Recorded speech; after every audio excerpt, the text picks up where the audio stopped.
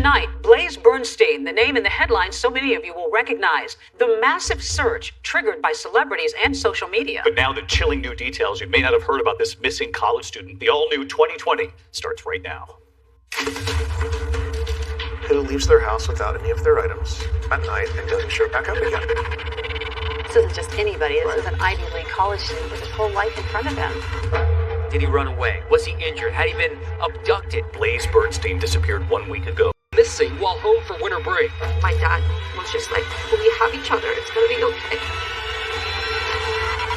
And there was an immediate firestorm of attention to this case. Charlie Puth, they put it out there. Kareem Abdul-Jabbar. This is the period in which begins your amateur investigation. You become a sleuth. We would not have been able to figure it out without the help of kids his age. I remember showing the police, like, look what I have.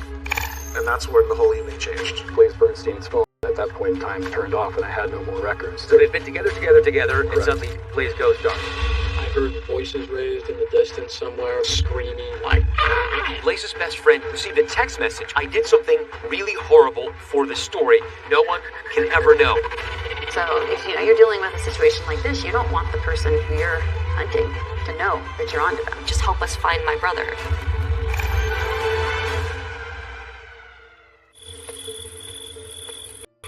Well, the search ramping up today for a Lake Forest teen who disappeared while visiting his family over the holidays. Blaze Bernstein has been missing since Tuesday night. Police searching by ground with canines and by air with helicopters.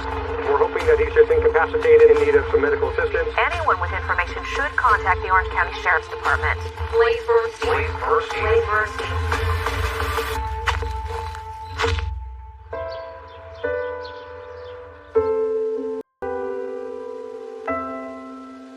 What are your favorite pictures here? The kids like to goof off a lot, and he would dress up. They loved to dress up. They loved to do puppet shows, and this is him in a school play when he was little. And we spent a lot of time at Disneyland, because it's right here in our backyard. Yeah. That's us sitting there. It was a great day. Memories of much happier times for parents. Gideon and Jeannie Bernstein married in 1992. They moved from Los Angeles to Orange County to raise a family. They have 3 kids. The youngest is daughter Bowie, Jay in the middle, and Blaze, the oldest. We had a lot of fun raising the kids together. It was fun. And no one can take that away from us, so we still own that.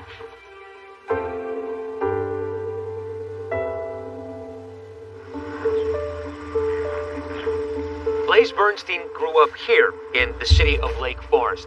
It's an upper middle class bedroom community about an hour south of Los Angeles, home to about 90,000 people. Growing up in Lake Forest was really nice. It was kind of inland from the coast, like 30-minute drive from the beach.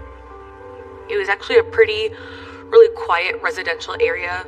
Houses were beautiful, a lot of families there. When we wanted to start a family, we left Los Angeles with the idea that we'd be moving to a safe suburbia, one of the safest places in the country. And by all accounts, Blaze is this bright, gifted teenager with a sharp wit and a warm heart. I've known Blaze since we were babies. Blaze as a kid, besides being very high energy, he was really creative, he was very thoughtful. Blaze was incredibly bright, curious. He was really a Renaissance young man. I mean, he was interested in everything. Surrounded by family and friends, Blaze was bar mitzvahed in 2011. That's a Jewish celebration of adulthood on a boy's 13th birthday. It was an occasion especially meaningful to his grandmother. I did know that his grandmother was from Romania and survived the Holocaust. I really think that Blaze got it. He was proud to be a Jew, humanistic philosophy, caring about the world and understanding the world's only going to change if human beings change it. But even though Blaze possessed that understanding, it offered no protection from becoming a target of frequent bullying. Growing up in Lake Forest was not super easy for him. He was bullied every single day on the bus. He just wanted to get out of the public school system. And it wasn't just the bullying. Even though Blaze is a good student, he longs for something more. Go, man, go! Something that challenged him, not just intellectually, but creatively. And he would find it at OSHA. OSHA is the Orange County School of the Arts. It is a 7th through 12th charter art school. order to get into that school, you have to audition, and about 1 in 10 students who audition actually get into this school. So it's very competitive. Blaze auditioned for OSHA. He was artistic in every single way possible. He was very creative. His talents going in were performing arts and writing, and he wanted to move into the creative writing department. We've had students who wound up professional actors, designers, the writers, the whole thing, musicians. Among the more famous OSHA alumni are actors Pedro Pascal, class of 1993, who starred in the HBO hit The Last of Us, and Matthew Morrison, a 1997 graduate and star in Fox's popular TV series, Glee. I want you to listen very closely to the lyrics because I really mean what I'm singing. Once Blaze got to OSHA, he felt like there was a community there for him. He had a lot of friends. He was very social. I met Blaze when he was a senior in high school. He shared some of his writing with me, and I wrote a letter of advocacy for his application. He applied early decision to Penn because he was a brilliant writer. Blaze's exceptional talents got him into the University of Pennsylvania, and he moved across the country to Philadelphia as a pre-med freshman in the class of 2020. Was he homesick at the start? I think that the first semester at school was difficult for him in terms of his social life there. He was used to being in a small school. Now he's a little fish in a big sea, and I think that he had to come to grips with that. When I found out that he was going to an Ivy League, I was like, oh, that makes sense. At Penn, Blaze got involved in Pen Appetit. Pen Appetit is a student-run magazine for people who are interested in writing and also interested in food. He knew that those would be his people. Our photographer for Pen Appetit, he held a photo shoot where we dressed up in our chef's whites and aprons. We brought whisks and knives. We have photos of him, holding the whisk, being surprised. I mean, he was so helpful, and we're so fortunate to have these photos of him.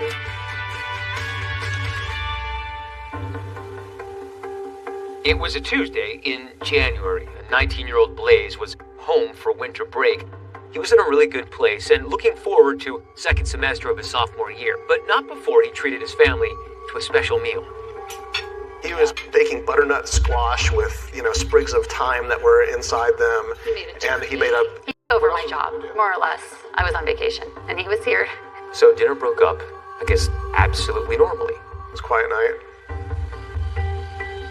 Didn't hear anything unusual. I woke up the next day and it was a normal morning. A normal day until it wasn't. I got up and Blaze's door was closed, and the housekeeper said, "Oh, don't wake him, let him sleep in." And I said, "Okay." Well, I knew I had a dental appointment that day, so I decided I'd wait until my yoga class was over to try to contact him so I wouldn't wake him. And I tried getting hold of him, and he wasn't picking up, he wasn't returning my text. But I went to the dental appointment thinking he would show up, and I immediately called Gideon, and I said he never showed up for his appointment. And he said, "Well, are you sure he slept at the house last night?" And that's when we both kind of I yelled, "Oh my God." 19-year-old Blaze Bernstein was last seen Tuesday night. We're hoping to find him and bring him home safely.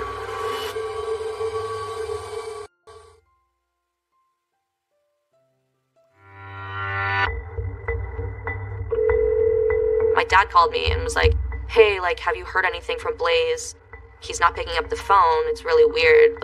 Just let us know if you hear anything." And I'm like, that doesn't sound right. I was at work, so I basically run out of my office and jump in the car and drive home as quickly as I can and just go upstairs, and his glasses are there, his wallet's there, his keys are there. Panicked and confused, the Bernsteins were calling everyone they could think of to see whether anyone had seen or heard from Blaze in the last 12 hours.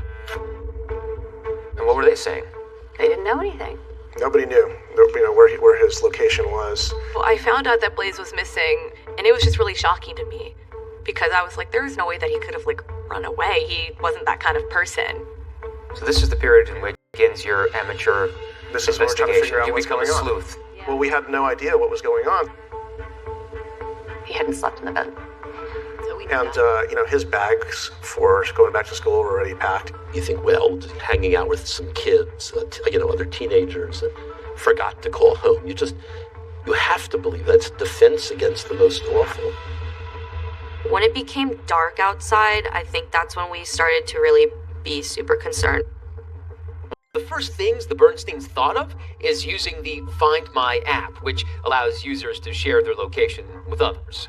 So did you have like a follow my friend on the iPhone? Yes, we did. We had that, and I saw that location services were turned off. So we called the sheriff's department.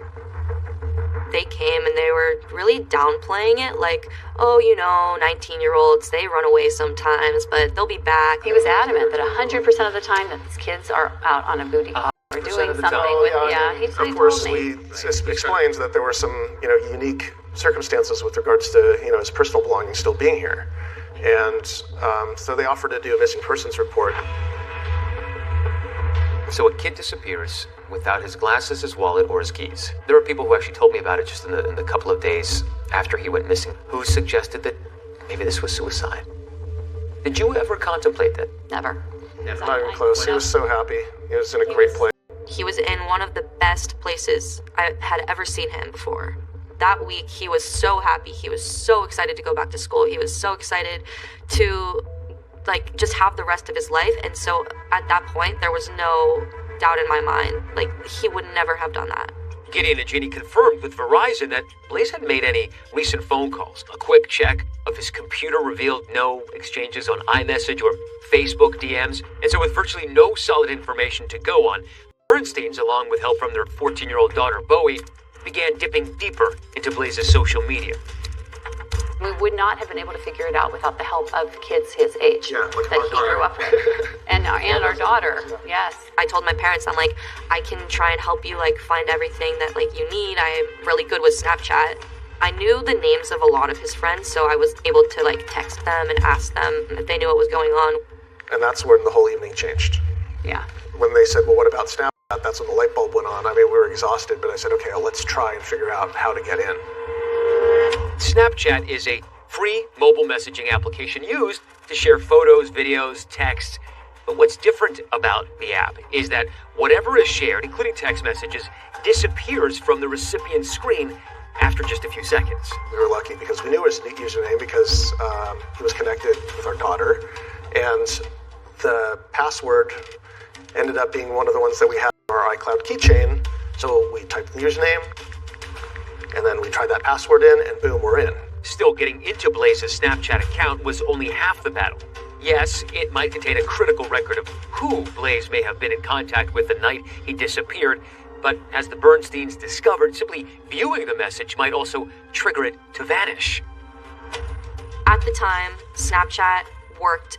If you sent a message, it could only be saved if you purposefully saved it, and it could be deleted by the person who sent it, and it only lasts 24 hours if you don't save it. And there were so many other pitfalls with this. I mean, if you take a screenshot of these communications because you think you're saving them, well, that alerts the person that sent it to you. The sender gets an alert. So if you're dealing with a situation like this, you don't want the person who you're hunting to know that you're onto them. What you're describing is basically dealing with this digital nitroglycerin that at any moment could just blow up in your faces. And this is the most important thing in your lives right now. I had my daughter next to me, and I said, okay, I need you to save, because I know there's a way that you can save it, but I didn't really know how. What time is it by now? I don't know, it's close to 10 o'clock at night, 9:30, 10 o'clock. And we saw that Blaze gave our address out to somebody. Did you know who? We didn't know at the time who it was. We saw the name. I had absolutely no idea who he was. I was so happy that there was somebody who we could talk to that could just help us find my brother. Bernsteins didn't know the person Blaze sent his address to, but in the hours ahead, the discovery of that person's identity would turn the desperate search for their son upside down. Hi, this is Blaze's dad. We really need to know what you know. We can't find him. This is becoming an urgent issue with trying to figure out what really happened to him, and we're going to really need your help on this because you're the last person that probably saw him. That was not the person that I really expected him to be with.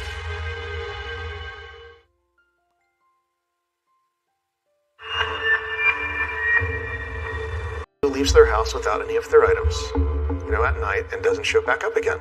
This isn't just anybody. This is an Ivy League college student with his whole life in front of him. With a beautiful life waiting for him. Hours had passed since anyone had heard or seen Blaze. Did he run away? Was he injured? Had he been abducted? There was no sign of him anywhere. Now, as darkness fell, there was finally a glimmer of hope. We wanted to make sure that if there was any chance that Blaze was still alive, that we took it. I wanted to ensure that not 1 second was wasted. And the Bernsteins discovered something else. It was a final text message sent to Blaze at 3 p.m. from his best friend. "Hey, I'm really worried about you. Please text me." There was no reply. The Bernsteins frantically reached out to that best friend, who told them Blaze did exchange messages with someone else overnight. Now it seemed that person was their best hope of finding Blaze. But we don't know what the conversations were that led up to his disappearance, so we want that information. Gideon Bernstein, through his own investigation, found out that there was communication on the Snapchat application. And so he was able to message through direct messaging Sam Woodward. We didn't know who he was.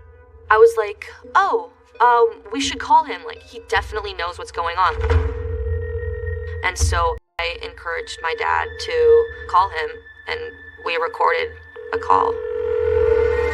We haven't heard from him all day. He missed an appointment today, and then we started getting concerned, and I've been trying to figure things out. So you're the first real clue to the puzzle here. Yeah,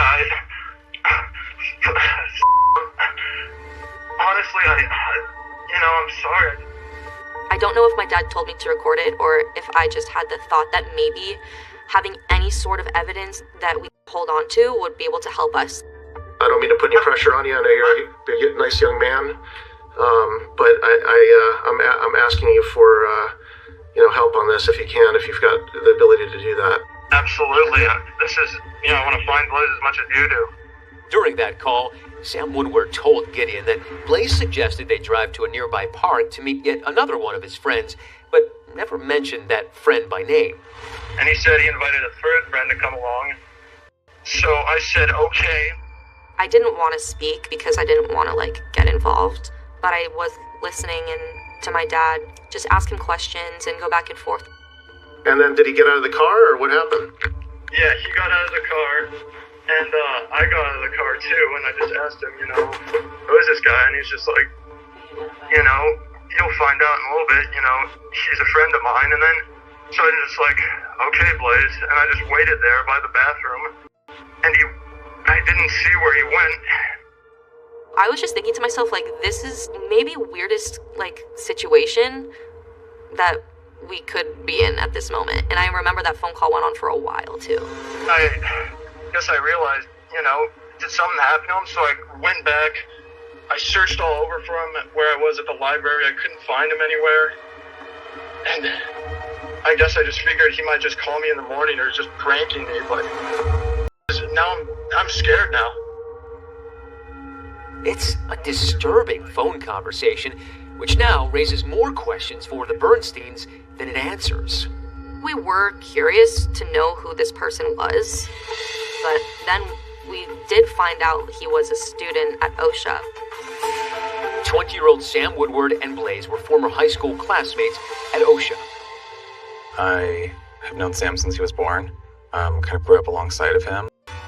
I remember excitement, during Sam telling me that he was going to OSHA. Woodward grew up only 30 minutes away in the wealthy coastal town of Newport Beach. Sam was joyful. He was a really happy, special kid. He lived in this house with his parents and a brother, who by all accounts were devout Catholics and attended church regularly. Everything we did, all the families we spent time with, were from our church. I did teach Sam Woodward in acting for the camera in his 10th grade, and I had him for the one semester. For 10 years, Phil Schwadron taught drama and directing for grades 9 through 11 at OSHA. He was definitely serious. He didn't crack jokes, didn't laugh a lot, as to my memory. Sam went to OSHA with me from 7th grade to 10th grade. I would say that he did not necessarily fit into the general OSHA artsy vibe. We came back for what would have been Sam's 11th grade year, and I said, who have I got this year? And my boss said, yeah, you're going to get them all back except one left the school. Who left the school? Sam Woodward left the school. I wasn't really surprised that he left. I kind of just thought that he left because he just didn't like it there. After leaving OSHA, Sam enrolled in Corona Del Mar High School. During that time, he became an Eagle Scout, graduating in 2016. Now, 2 years later, nothing seemed to explain how or why this unlikely pair with seemingly nothing in common ended up together in this park. And now, one safely home, the other nowhere to be found. So now you have this critical piece of information. Yeah. Jimmy immediately called the sheriffs and say, Yes. we have something. Yes, we did. Yep, right away. And what's their response? They come over right away. They came over. Okay. And now it was serious. We just gave him the lead of the last person we knew that he had seen. I remember taking that call and showing the police, like, look what I have. We talked to somebody who said that they know where my brother is. When I first saw the missing persons report and I was reading the details, some of those details definitely stuck out. So something told me just deep within me that this was unusual. So my then partner, investigator, Jack Ackerman, and I went to the park, probably right around lunchtime on January 4th. I had a feeling as a mother, but it was my intuition that something very bad had happened.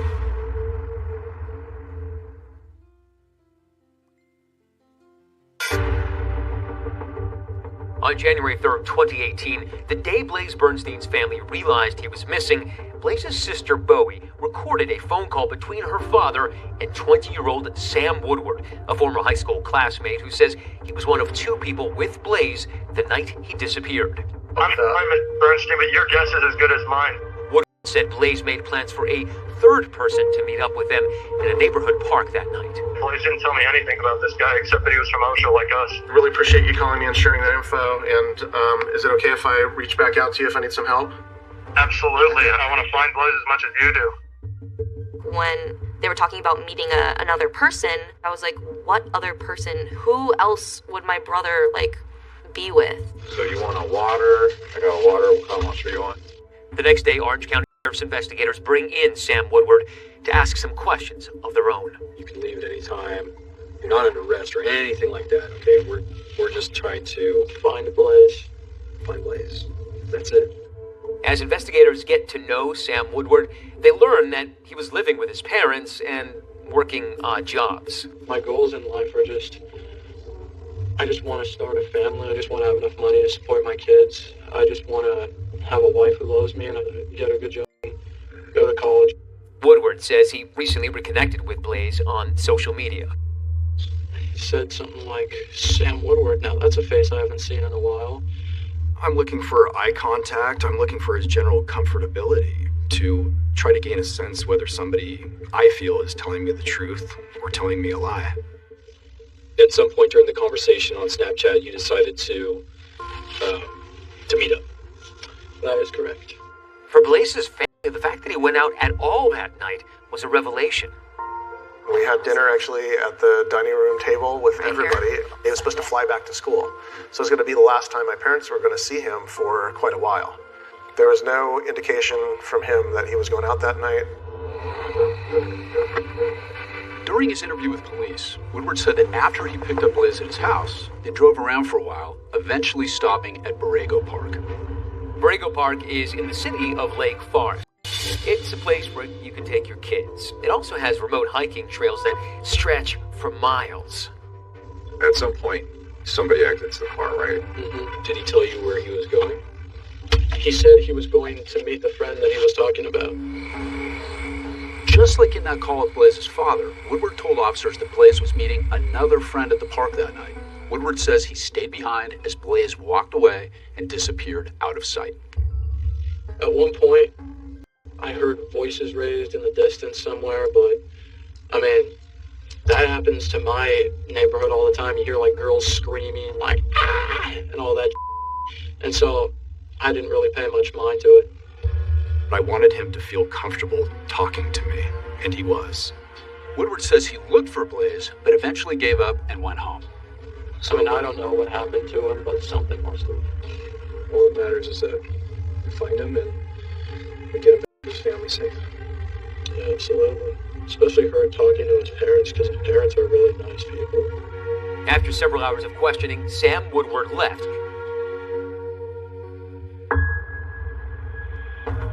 But police, they remained suspicious, so they decided to put him under surveillance. I'm trying to record it right now. There was a large team that was deployed into the field, and we followed him anywhere that he went. And with this growing cause of concern for Blaze Bernstein comes the glare of the media spotlight. The Blaze Bernstein missing persons case is now big news. The Orange County Sheriff's Department searched the park, but they haven't seen any signs of Blaze. Blaze was supposed to be in school this morning. He was supposed to fly back a Sunday, go to class today, but instead he's missing. I remember going with my dog to Borrego Park before and kind of just like walking around to see like, what if I find him here? Bowie documented that desperate period of time with pictures and videos posted on her Snapchat. Our congregation went into high gear. We printed flyers with his name and picture and the facts and who to call, and we put them up on bulletin boards and poles all around the city. At this point, it's now in the hands of the police. But you continue to work. Yes. Now you take to social media. Around the clock. You know, it looked like war games in this house. We had terminals all over the dining room table, and we were all just working. There was an immediate firestorm of attention to this case. We were absolutely inundated with tips from the public. And there were hundreds within the first week, and then that grew exponentially. Some of our contacts were friends with some of the celebrities that were willing to post it on their social media. And so we have the missing persons flyer out for Blaze on, Kobe Bryant's Facebook page, and Charlie Puth, who put it out there, Kareem Abdul-Jabbar. So it started to catch a lot of attention. We were spending every minute talking about it. People were filming in our house, interviewing my parents. Nothing like this ever happened where we were. Any sign of him, any clothing, obviously him. We're hoping to find him, hoping that he's just incapacitated and in need of some medical assistance so that we can get him and bring him home safely. There was like this team of people with drones, and they were going throughout Whiting Ranch Wilderness Park. We were concerned maybe my brother was back there, and maybe there was a mountain lion, or maybe like something happened to him and he was missing or lost. For the fourth night in a row, the Bernstein family will go to sleep without their oldest son at home. It was clear as the week wore on that it was more and more dire. There's a lot of pressure, immense pressure to perform.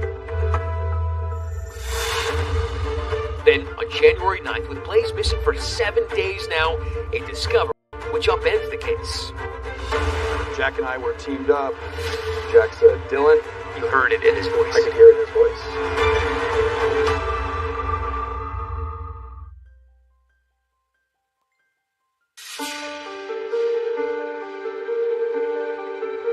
We're going to turn now to those new developments in the mysterious disappearance of an Ivy League student. 19-year-old Blaze Bernstein missing while home for winter break. The Sheriff's Department launched an extensive search with help from the community. Days had passed since Blaze vanished into the night. Relentless search by police and volunteers had turned up nothing. Just more anguish for the Bernsteins and frustration for authorities. The Orange County Sheriff's Department searched the park, but they haven't seen any signs of Blaze. We utilized cadaver dogs. We utilized drones. We had been to Borrego Park and searched that park over and over again with a fine-tooth comb. On January 9th, a week after Blaze went missing, investigators decided to go back to Borrego Park one more time after obtaining cell phone data showing Blaze and Sam Woodward were there together. And this is a week after Blaze went missing. Yeah, it led us to this particular area when all of a sudden Blaze Bernstein's phone at that point in time turned off. So they'd been together, and suddenly Blaze goes dark. It goes dark, and then Sam Woodward's phone continues.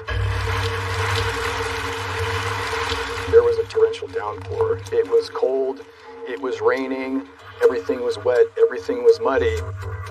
We searched all this area, until my partner Jack and I came to this area right here. I saw a spot that looked unusual, so I walked down. There was a large tree branch covering an area that looked a little odd, like the rain had kind of settled some dirt around something. I moved the tree branch, and you could see the left hip and upper left leg area of a human body. And you knew? You knew. Had to be him. Instantly. In my gut. Without even seeing the face. And I knew that it was Blaze Bernstein. They must have found his cell phone as well. We located a broken cell phone about probably 6 inches, 8 inches below where the body was found. I was sitting in my English class in 8th grade, and the teacher got a call, and he was like, Bowie, you're gonna go to the office, they need you for something. And I was like, oh, good, maybe some good news. And they took me into this room, and I saw my godmother. She was crying, and I looked at her, and she just hugged me, and she said, they found him, he is dead. He is gone. To the index in the body of a college student found in Lake Forest, California, Blaze Bernstein had disappeared 1 week ago. The case now a homicide. That was the end of hope for me.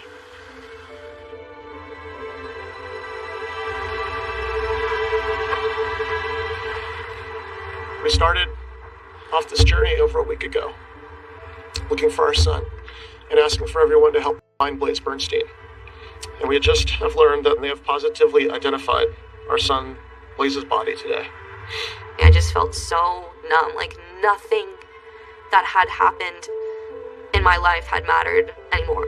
And then when I got home, my dad was just like, he was just defeated, but he just said, like, it's gonna be okay. Like, we have each other, it's gonna be okay. Sorry.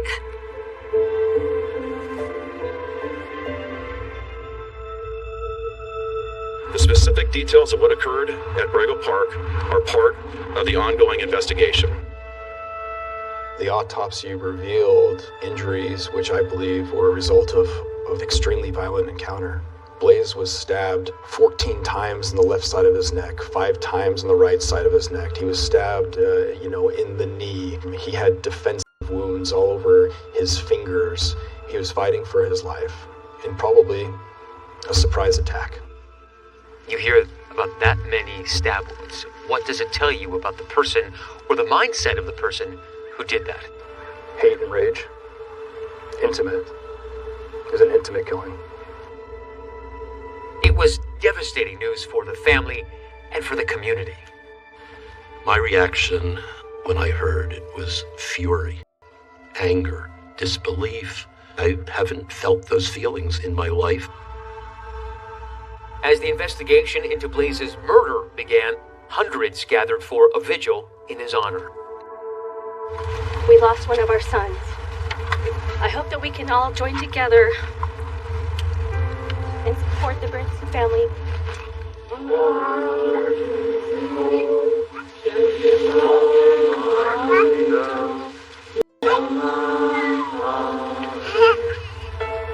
The funeral was incredibly painful. We had to ask for RSVPs because we could only accommodate here in the building about 11 or 1,200 people. And then there was a public service of the largest space we have in Orange County a few weeks after the funeral, 3,000 seats. That was full. I believe most people are good. Students from Blaze's Performing Arts High School chose to sing Luke Bryan's song, Most People Are Good. I see a lot of goodness here, and I hope that we can bring more tolerance, more peace, understanding, and love to everything that we do and make a better world for our children. Thank you. The community wrapped its arms around the Bernstein family. The park near their house where Blaze played as a child and where his body was found turned into a makeshift memorial with messages of love and support from all over the world. This is a note somebody left us. Dear Lord, please watch over the Bernstein family and give them strength during this time. Please guide our police department to help them find the person or persons who took Blaze away. We still needed answers, because we didn't have anybody in custody. In my mind, the hunt was still on.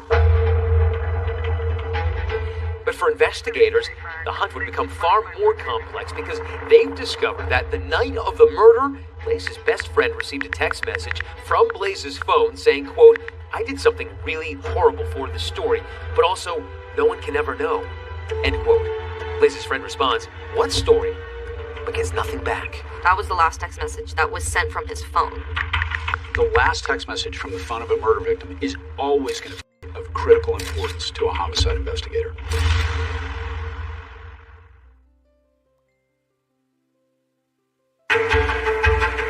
We are 6.5 years since my son was killed. Blaze is ready. Blaze the trail. We are all going through our own personal hell right now.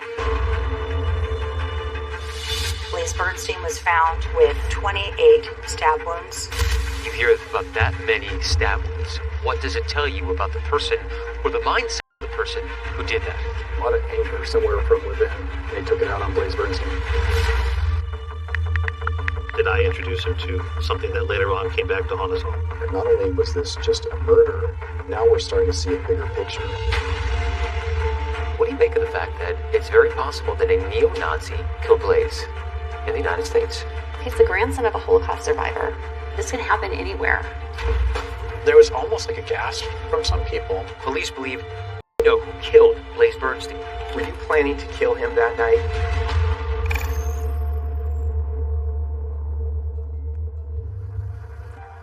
I hope that we can all join together and support the Bernstein family.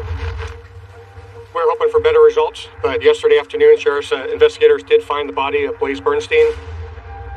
19-year-old Blaze Bernstein was first reported missing by his family on January 3rd, 2018. But after a week-long search, he was found dead in a park near his parents' Orange County, California home. As this investigation moves from search and rescue to a homicide investigation, we ask for your continued support in providing tips and information to the Orange County Sheriff's Department.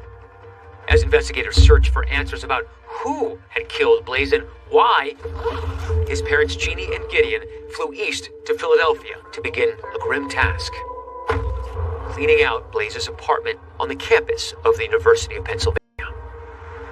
The grief-stricken Bernstein family invited us to go with them for this emotional and difficult journey. This is the apartment building that my son moved into. He's on Let's first look at this now. 5 days before he came home to California. It's been hard especially for Jeannie, to come here, having to go and, basically clean up your child's life after they're gone. And the kitchen was meticulous. We had every appliance and everything.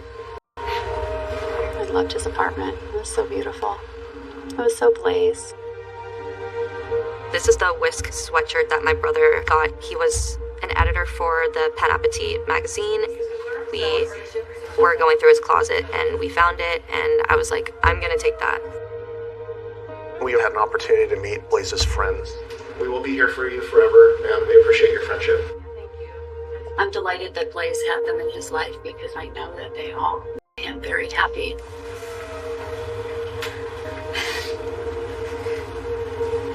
You would have loved this. I used to wear this all the time. Oh, that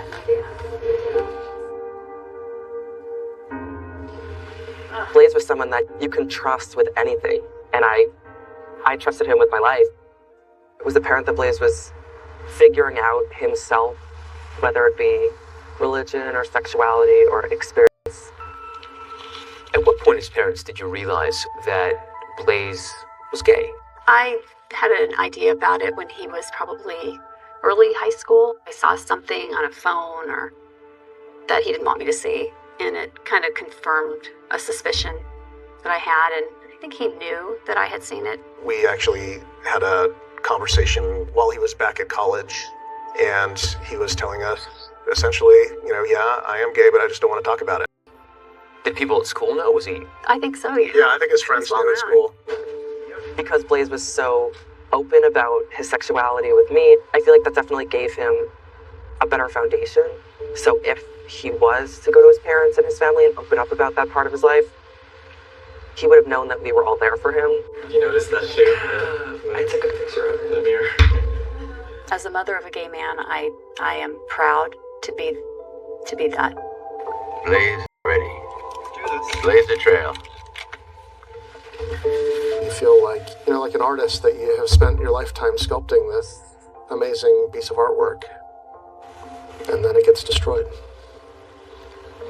And so here we are. Our artwork is gone. Hard to accept.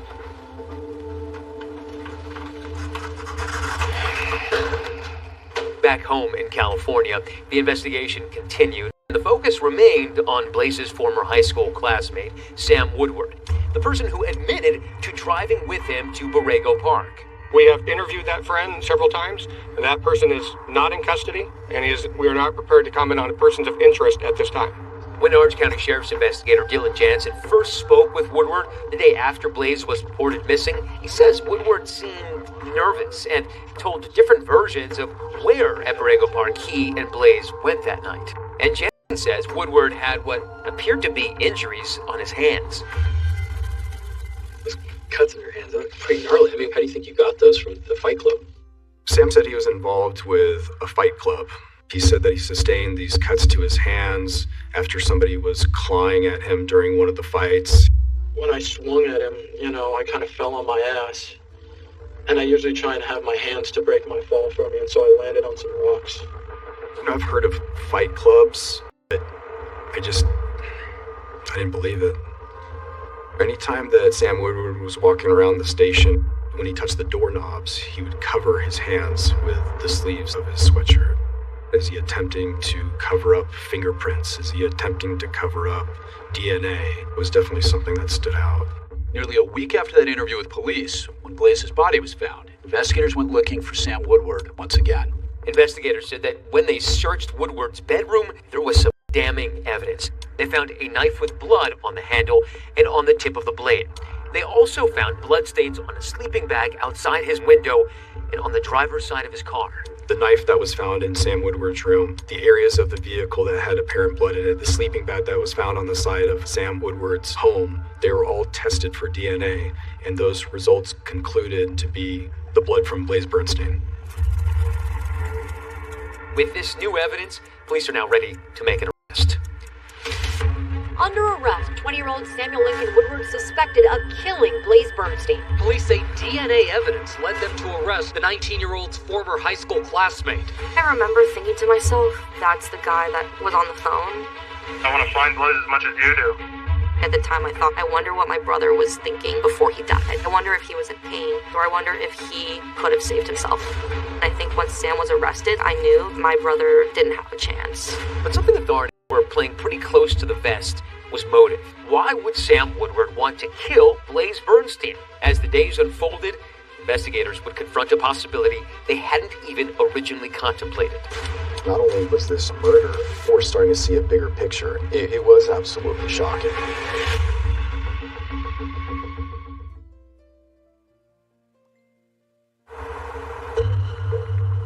This morning, the Orange County District Attorney's Office filed one felony count of murder against 20-year-old Newport Beach resident Samuel Woodward. Before joining ABC News, I spent 26 years as a deputy district attorney in the Orange County DA's office, and for a time, I was one of the prosecutors consulting on this case. Sam Woodward was taken into custody 10 days after Blaze went missing, and 3 days after his body was found. There was the victim's DNA on property that was in the control of the defendant. Well, I remember that moment. Well, I was sitting in my room. I think I was watching on television, and I just thought to myself, it's finally happened. Now what? With the knowledge of how Blaze was murdered, now an excruciating reality for the Bernsteins, the focus turned to why. Blaze was stabbed nearly 20 times in the neck. Using a knife to kill is particularly violent because you have to be up so close. That many wounds says this was likely a crime of rage or of passion, more personal than typical murder. So as a prosecutor, my next question would be, who is Sam Woodward and what was his relationship with Blaze? I had no clue why Blaze would be meeting with Sam. You know, they were never really friends in school. I just know that everybody else got bad vibes from him. Woodward grew up in Newport Beach, the wealthy suburb south of LA in Orange County. He was a Cub Scout and Eagle Scout, and as we know, Woodward spent part of his high school years at OSHA, the same elite art school where Blaze had also been a student. It took me a couple of minutes as I watched the footage. It started to dawn on me, oh my God, that's the Sam I taught. every kid in my acting for the camera class, it was film work. So I said, everybody pick your favorite movie and bring me a scene or a monologue from that film.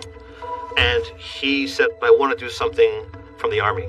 So I gave him Brad Pitt's speech in Inglourious Basterds. As a bushwhacking guerrilla army, we're going to be doing one thing and one thing only. Killing Nazis. The provocative Quentin Tarantino World War II thriller is about a plan to assassinate Nazi leaders by a band of Jewish soldiers. It weighs heavily on me.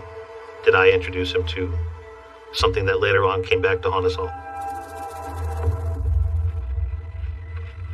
A.C. Thompson, an investigative reporter for ProPublica, uncovered some disturbing information when digging into Woodward's background. When I started reporting on Sam Woodward, what really stuck out to me was this. Sam Woodward was a member of the Atomwaffen Division, which was a neo-Nazi terrorist group that aimed to bring down the U.S. government and incite a race war. Atomwaffen posted violent propaganda videos online to spread a message of hate and to help recruit new members. The Atomwaffen Division was a neo-Nazi group that existed from about 2015 to 2020. They were inspired by Charles Manson. They were also inspired by Tim McVeigh, the Oklahoma City bomber. They weren't interested in protests or marching in the streets. They wanted to kill people. That organization was hell-bent on destroying America within, taking down the system. My reporting team and I got access to thousands and thousands of private chat messages that were between members of the Atomwaffen group. Sam Woodward was one of the people in these chats. Writing in the chats under the alias Saboteur, Woodward spewed anti-Semitic, anti-gay, misogynist hate. When we executed the search warrants on several electronic devices, including computers and cell phones and laptops, there were thousands of images of white supremacist propaganda and hundreds of images to include the Atomwaffen Division. But Woodward's interest in Atomwaffen apparently went beyond just talk in a chat room. Also found on Sam Woodward's devices was a picture with James Mason. He's a neo-Nazi whose writings Atomwaffen members describe as a main influence on the group, along with a photo of Woodward in a skull mask giving the Nazi salute. Now we're starting to see a bigger picture. Not only was this just a murder, there's a high probability that Sam Woodward killed Blaze Bernstein because he was homosexual, possibly because he was Jewish, or a combination of both. I'm here to announce the Orange County District Attorney's Office will file an amended complaint, a hate crime enhancement accusing Woodward of intentionally committing first-degree murder, due in whole or in part to Blaze's sexual orientation. We will prove that Woodward killed Blaze because Blaze is gay. What do you make of the fact that it's very possible that a neo-Nazi killed Blaze in the United States? Yeah, if that's the case, that's going to be the biggest tragedy of this story. He's the grandson of a Holocaust survivor. This can happen anywhere. You aren't safe from this type of hate. But something else that's still not adding up, how are Blaze Bernstein and Sam Woodward connected? They were both from Orange County, but Blaze, a young gay Jewish man, and Woodward, a member of a neo-Nazi group, seemed to have nothing else in common. Why were they together that night in the first place? Sam Woodward would have his day in court with a stunning new look and a surprising defense.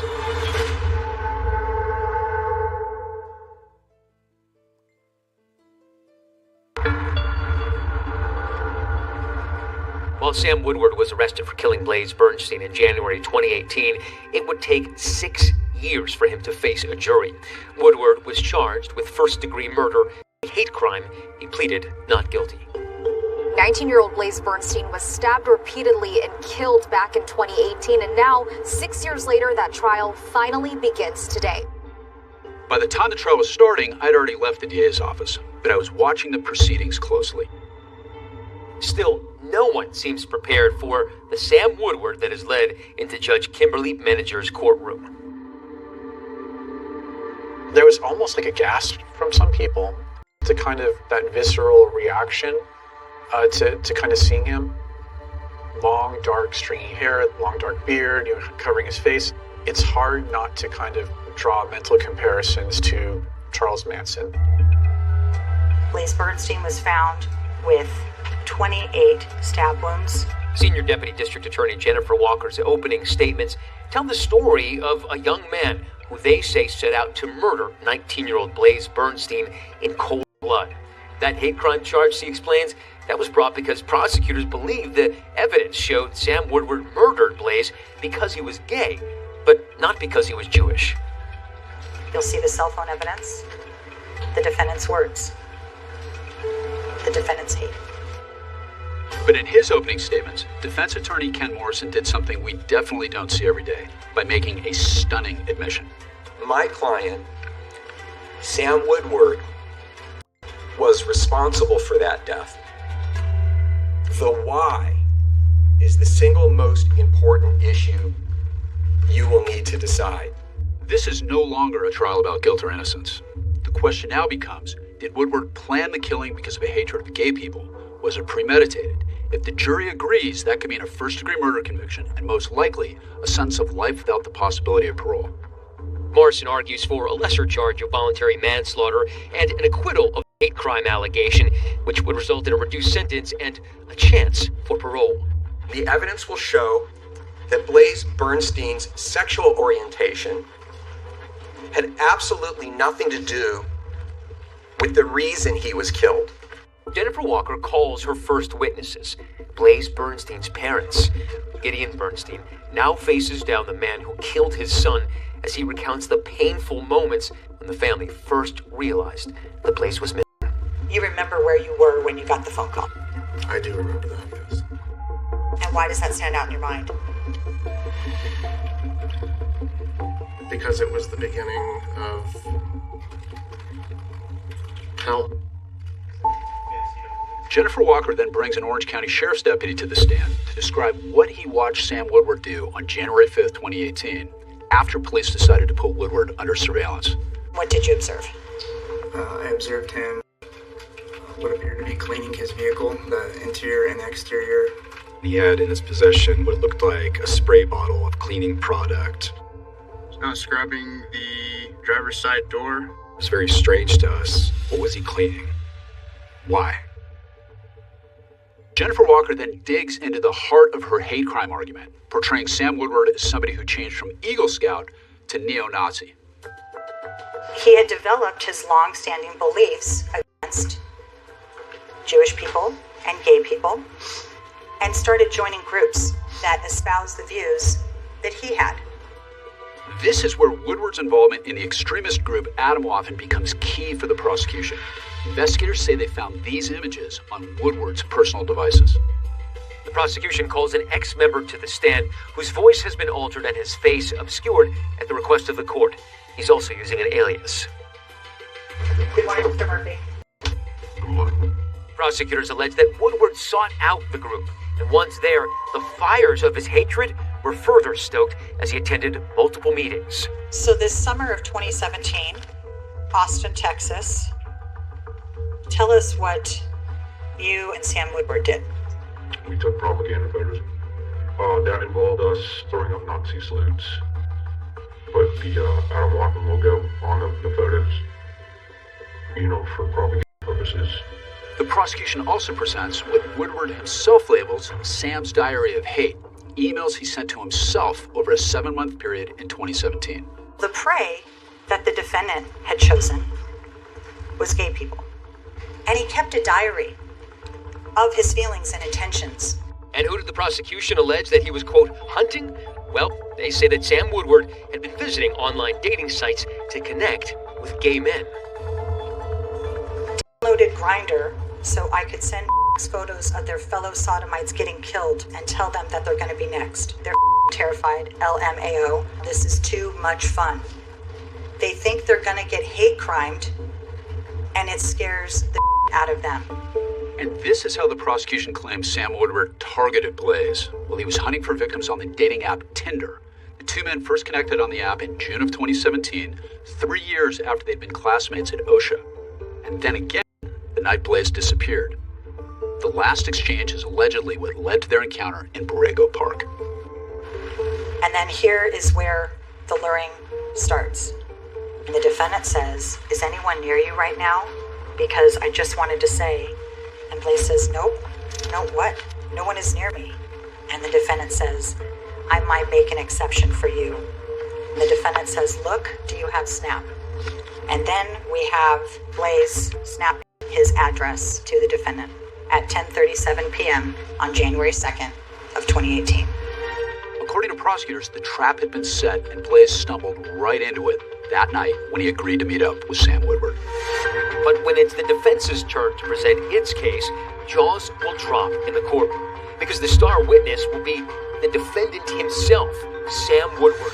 And the crux of the defense's case, that Sam had a secret and would go to any lengths to hide it, even if he had to kill. He kept saying something that I can only remember as, I got you already. I got you, I got you.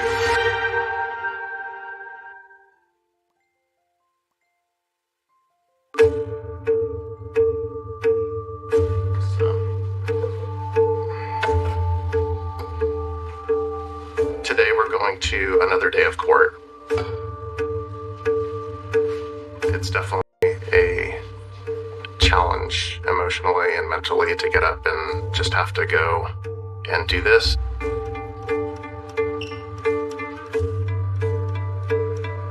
We are 6.5 years since my son was killed. We are all going through our own personal hell right now. The prosecution rested last week, and we're now listening to defense witnesses. Sam Woodward's defense attorney, Ken Morrison, is making his case. Sam did not hate Blaze for any reason. Remember, the defense has acknowledged that 26-year-old Sam Woodward killed Blaze Bernstein, but they insist it was neither a premeditated murder nor a hate crime. We'll also hear lots of additional evidence that helps to explain why this homicide was committed. But just as Morrison starts laying out his case, the defense team is dealt a blow. The judge rules that some evidence is inadmissible, including that mysterious last text message sent from Blaze's phone on the night of the murder. I did something really horrible for the story, but also no one can ever know. The jury then hears how Sam Woodward was diagnosed with autism spectrum disorder, which the defense says hindered his ability to make and maintain friendships and contributed to Sam's acute sense of isolation and loneliness. This helps to explain how starved Sam was for the camaraderie, the brotherhood, and acceptance, and how profoundly vulnerable he was to recruitment into groups like Atomwaffen. The defense claims Sam Woodward's participation in Atomwaffen wasn't as much about ideology as it was about connecting with others and just having a good time. Morrison calls former Atomwaffen member Tyler Wissing to the stand. So would you characterize the camp as very serious in terms of the ideology, goals, training, that sort of thing? That was the intent and the image. In the reality, it was a bunch of people getting drunk and not taking things seriously. As for those Tinder messages, well, the prosecution argued that Sam Woodward was online to hunt and terrorize victims. Morrison says that never happened, and he argues that in this case, it was Blaze who pursued Sam. June 15, 2017, Blaze Bernstein saw Sam's profile on Tinder, and Blaze Bernstein initiated the first contact with Sam Woodward, not the other way around. And then Sam says, thing is, you're not too shabby looking yourself, Blaze. Blaze says, well, thanks, Sam. That's sweet of you. An emoji. Sam says, yeah, you're cute, TBH, to be honest. According to the defense, Sam Woodward was repressing his own feelings of homosexuality, which could help explain the reason behind, quote, Sam's diary of hate. He's trying to kind of keep this as like this hidden away part of his life. That these hate diary entries are simply narrative constructs to cover up that part of him should Atomwaffen members get suspicious. Morrison argues that Sam Woodward was tortured by his sexual identity because of what he claims he heard at home. He calls Woodward's mother, Michelle, to the witness stand. Ms. Woodward, was it ever communicated to your children that homosexuality is a sin? Yes. And who communicated that? My husband. defense calls James Markle to the stand, please? Family friend James Markle tells the court about an incident he says Michelle recounted to him about Sam's father, Blake. Was there any particular word that Michelle Woodward told you that she would hear Blake call Sam? He would say, he would say, gay. But when called to the stand, Sam Woodward's father, Blake, denies using any homophobic slurs. Would you make derogatory remarks about homosexual people in Sam's presence? No. But ultimately, the case would hinge on the testimony of the one person who was there the night Blaze Bernstein was killed, Sam Woodward. The defense is calling on Samuel Woodward. For the defense, calling their client to testify is a risky move. It can be viewed as a Hail Mary or as a very shrewd tactic to play on the jury's sympathies. Hey, Mr. Woodward, can I ask you if you're able to move the hair out of your face a little bit? Sam Woodward's defense attorney, Ken Morrison, takes Woodward through the story of his life, arriving at a key question. Sam, was there ever a time in your life that you can recall where you wondered whether you might be gay? No. No, I can't say it really. There was, no. This may have just blown up Ken Morrison's defense, which hinges on the argument that Sam Woodward was struggling with his sexual identity. And that will become hugely important because of what Morrison is about to argue Blaze did that night, which he says provoked the attack. You will learn that Blaze Bernstein was not killed because of who he was, but because of what he did to Sam Woodward after they met up. What will Sam Woodward say happened that night? When you drove to Blaze Bernstein's house to pick him up, Sam, were you planning to kill him that night?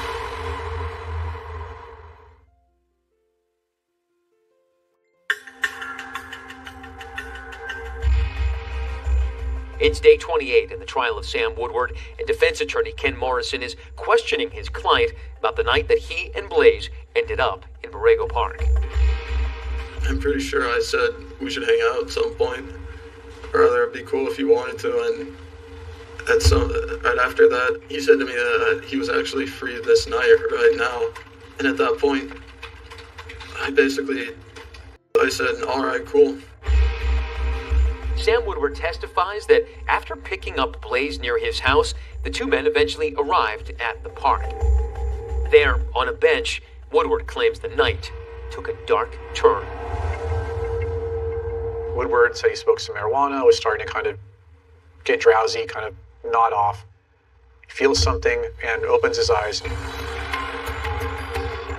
I saw a hand right on my crotch with my pants unbuckled. I looked right up and I saw him, and he had his phone in his hand. He kept saying something that I can only remember as, I got you already. I got you, I got you, I got you, I got you, hypocrite. I heard him maybe use the word outed in the same sentence. I couldn't exactly remember. If Sam Woodward is to be believed, Blaze was threatening him, and that's what made Woodward snap. What, if anything, did you think he was doing with his cell phone? I thought he might photograph me. I thought he might send text messages. I thought he might be trying to record me. So at any point in time, did you see Blaze actually appear as though he was texting any messages? Yes. Sam Woodward says his fear was that there had been an image or video taken and that his family would learn about it. I grew up in a home with my mother and my father and my brother. Loved them more than I can almost speak about. My father, though, if he'd heard about something like that got out somehow, I couldn't fathom that. Sam Woodward then describes how he says things escalated.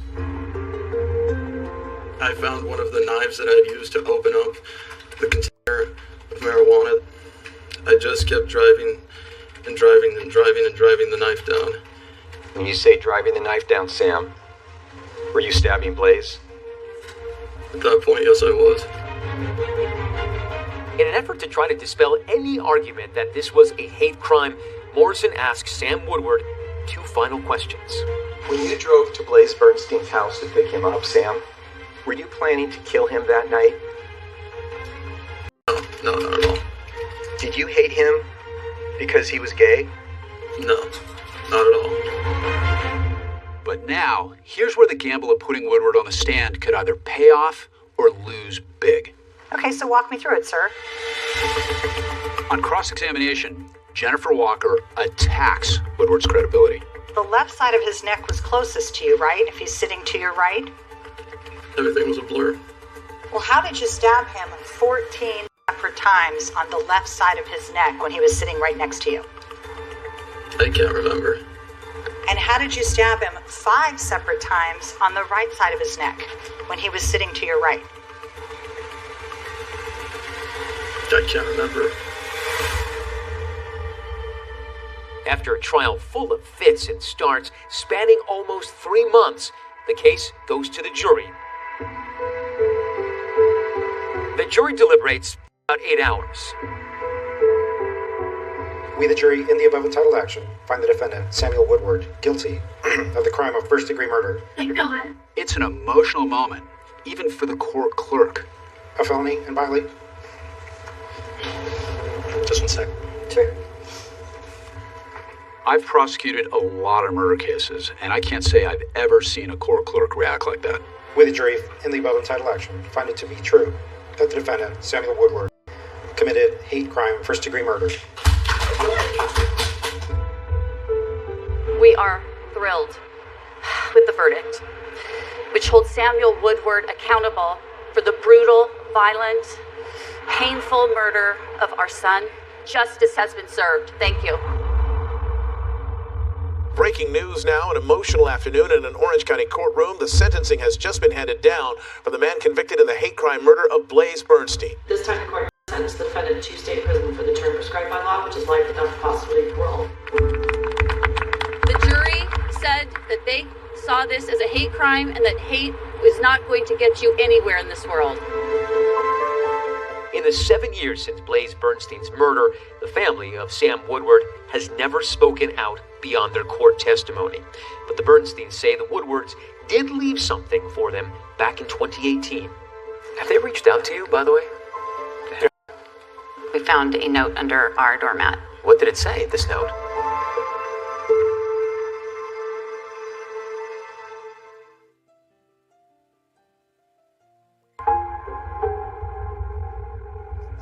Orange County Sheriff's investigator Sergeant Dylan Jansen knows Borrego Park a lot better than he would like to. In the initial days of the investigation, how many hours would you say you spent at this park here? Countless. I spent a lot of time over here just looking, thinking, analyzing, what was the truth, what's not the truth. We may never know exactly what happened the night Blaze was murdered, or what that last text message meant. But Sergeant Jansen can answer one question based on the evidence. That cell phone, even though it was damaged, we were able to send it to various companies to restructure the cell phone and extract any and all information on there. Were there any pictures of that night? No.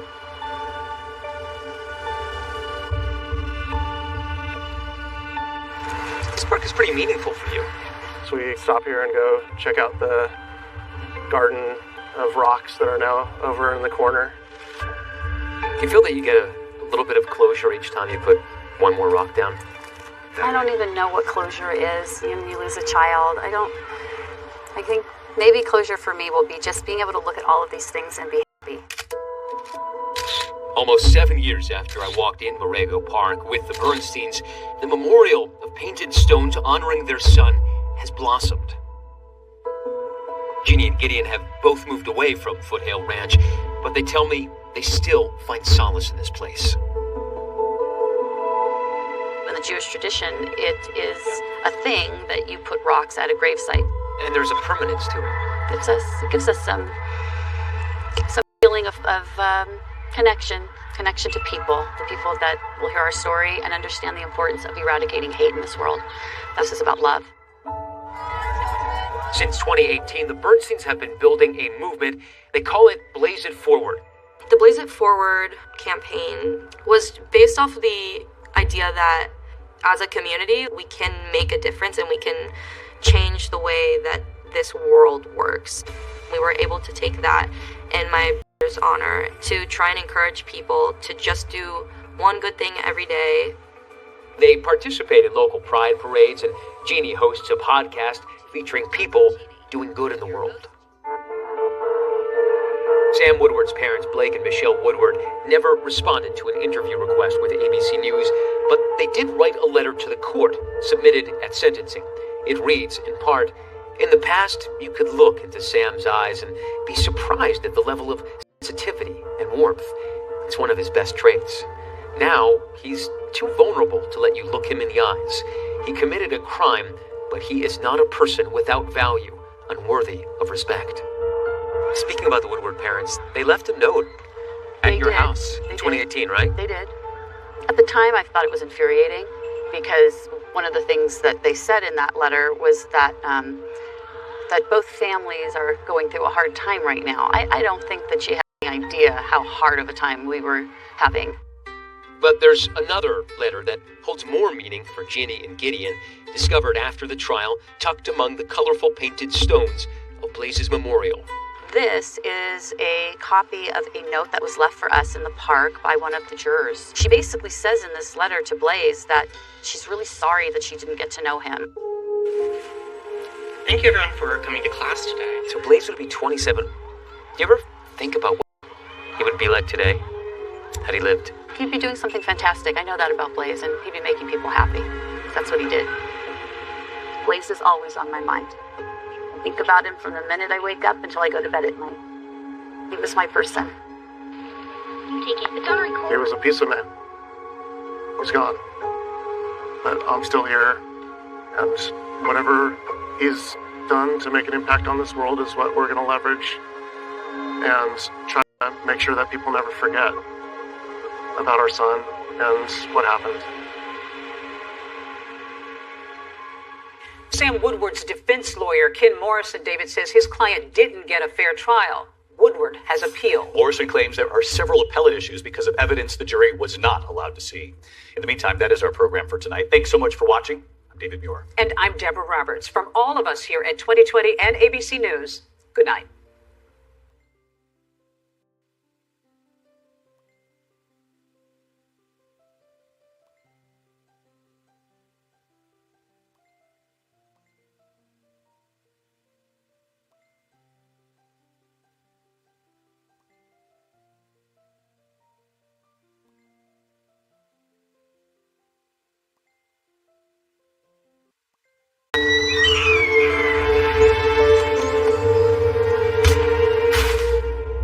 This is a murder investigation. We've discovered a dead body in our city. That's not something that happens every day. The first 24 hours to 48 hours of any investigation is absolutely critical. Something bad has happened. Secure the scene and screw up. It's a high-profile case. I found a lot of bodies. What made this so unusual is the way that it unfolded. Nobody saw this coming. The plastic bag containing her body part. You see these bindings on her wrist. A million things are going through your head. What happened to her when she walked in that evening was unforgivable. Most of the people that have moved in recently have no idea it even happened here. It's a house of horrors.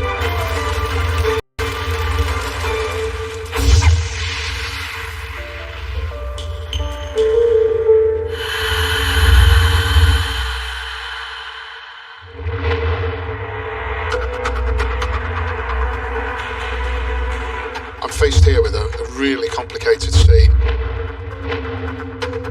The body was obviously in a very advanced state of decomposition.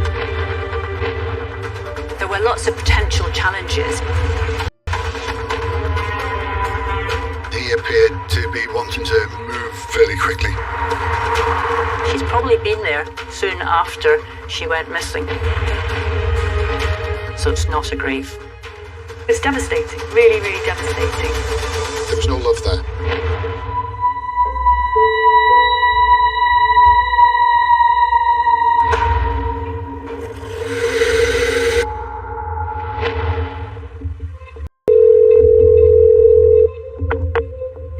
You're through to police. How can I help? Hello? I think I found a body. I'm just driving to work on Tuesday morning. Geraint Jones, first on scene, Senior Investigating Officer, Cheshire Police.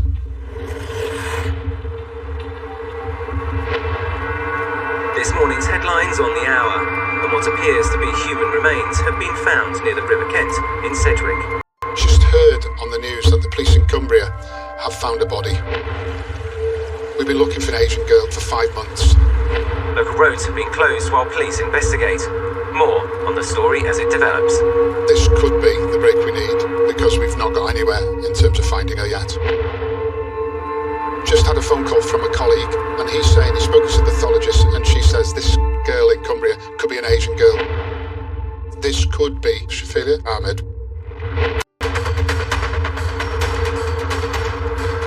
What I really need to look at is the scene. I really just want to get there because I feel like I'm losing time, I'm losing evidence by the minute.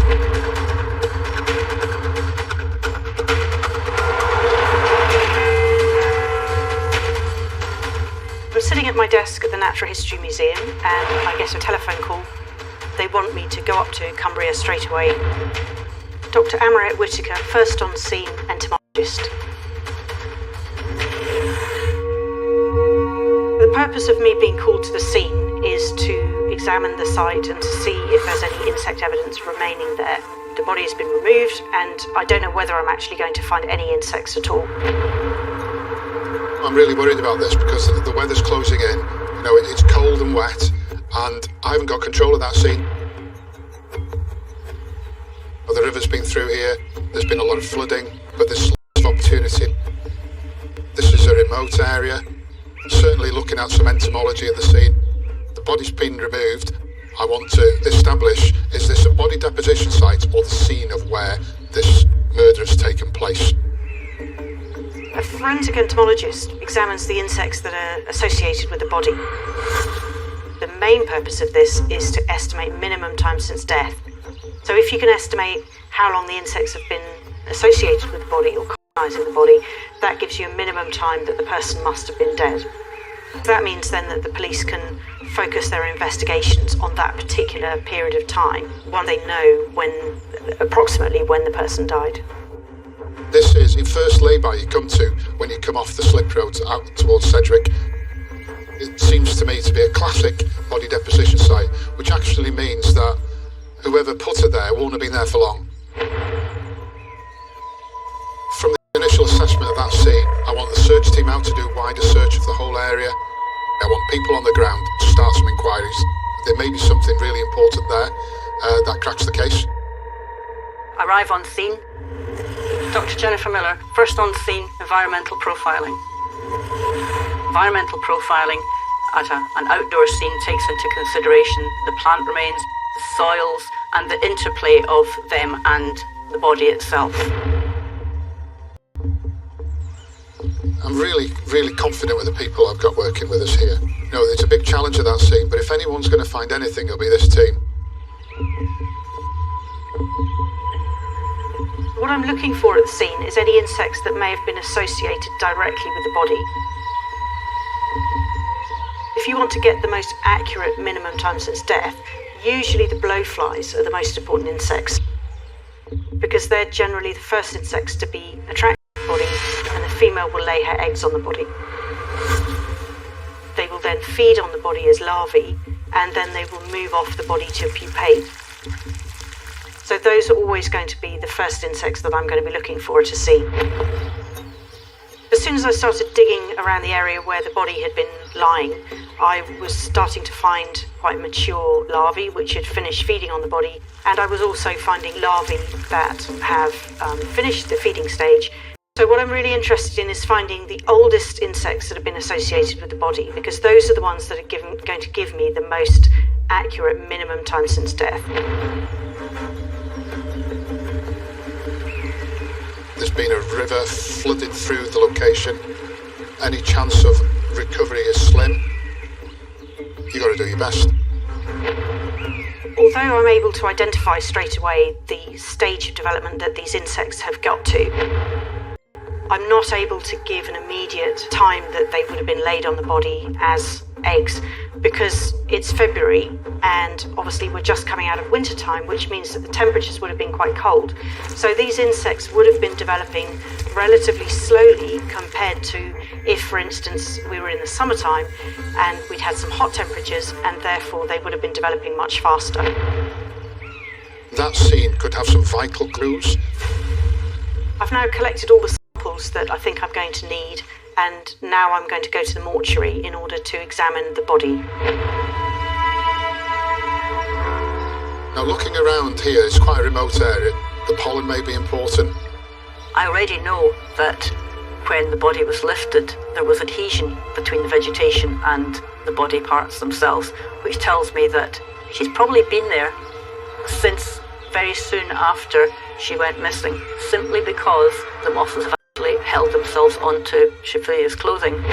That couldn't have happened in February because mosses are fairly dormant at that time. So it's not a grave. All of my initial observations are leading me to the opinion that this depressed area is where Shafilia's body has lain since she was put there.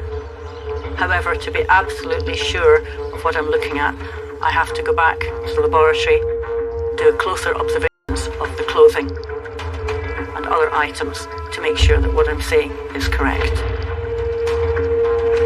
The investigation is getting bigger and bigger. Got a complicated scene here, but she's been killed somewhere else, and I need to find that location too. I've been running this matter as a missing person with suspicion, treating Shafilia's disappearance as she's a victim of crime. Shafilia hasn't been seen since the night of the 11th of September. Not a sniff. Now, I don't believe that had she run away, that would have been the case.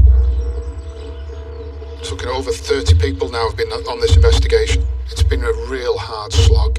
Obviously, sad that this could be Shafilia, but also we've got a real duty here. But we're now charged with something very important. We need to bring this to a conclusion. I need to get a proper identification. It's going to be a while to get the DNA results back. Now I need to get this body identified. DNA is going to take a few days, but they have recovered part of her jaw. Now what I'm going to do now is show that jaw to Shafilia's dentist to see if he can identify it. I'm going to throw everything we have at this case.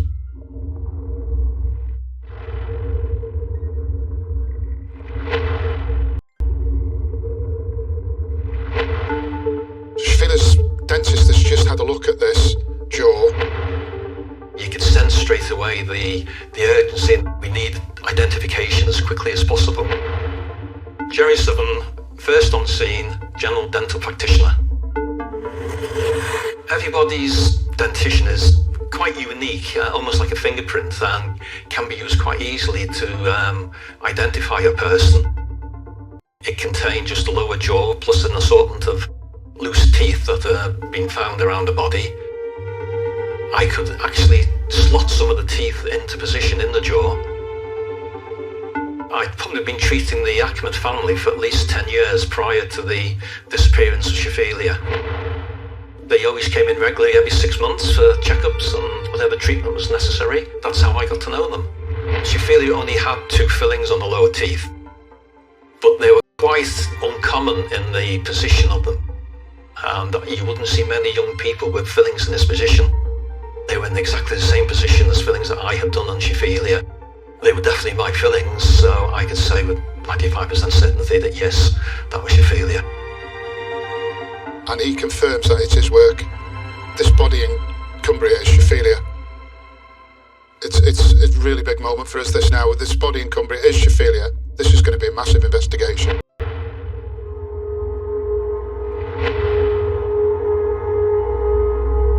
I need to brief our family liaison officers so they can tell the family that the body in Cumbria is that Shafilia. So that's something we have to do straight away. Yeah, Shaphilia, she was bright, happy, outgoing. She was 17, but she wanted to, become a lawyer. As we investigated the Shaphilia case, it became more apparent to us that this was very complicated, and honour and shame and the issues around that were apparent.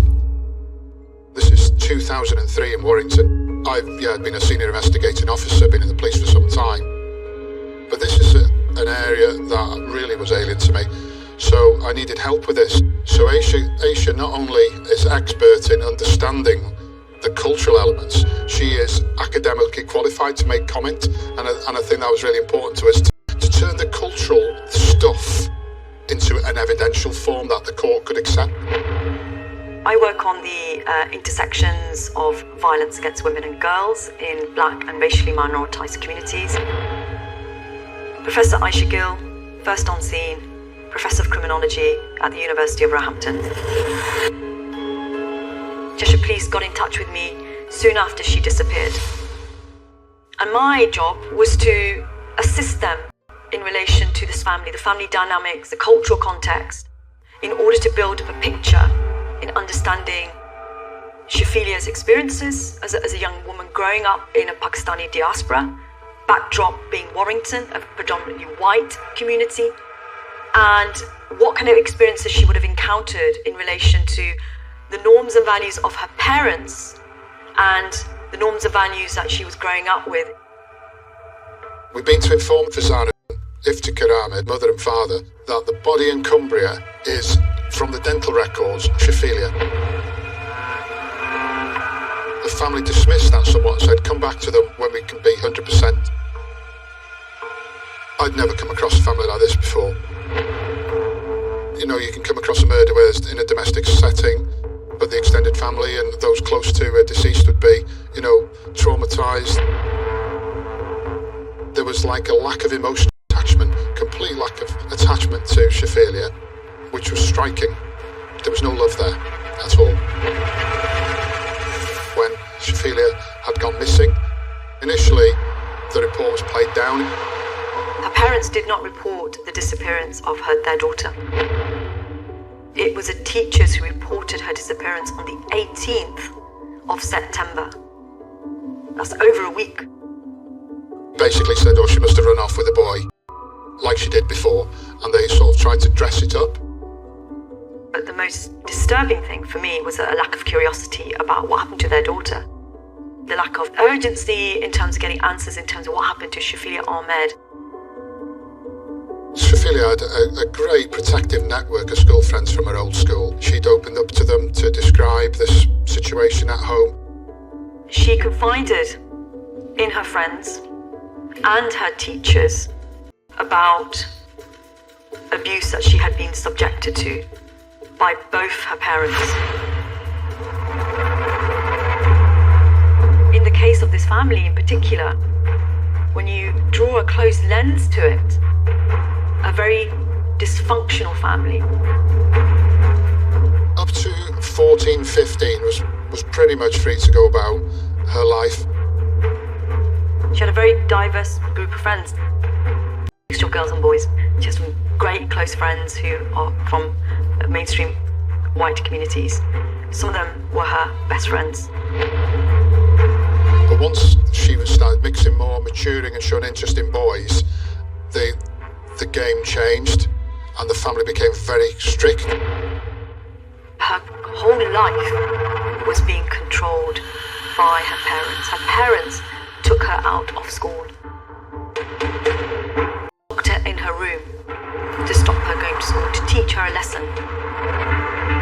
They believed that she was talking to boys, and that, in their eyes, was seen as dishonourable, as a besmirchment on their so-called honour. They would beat her and control her, not let her out, and tried various methods of sort of controlling her. Shafilia was the main target as the eldest child, but there were other siblings. All the girls were treated really accordingly to discipline, harsh discipline and punishment compared to their brother. She had met with social services and a housing officer where she had told them that her parents were going to take her to Pakistan and force her into a marriage. This was something Shafila definitely didn't want, so they were using it for power and control. On 18th of February 2003, Shafila Ahmed was drugged and taken to Pakistan.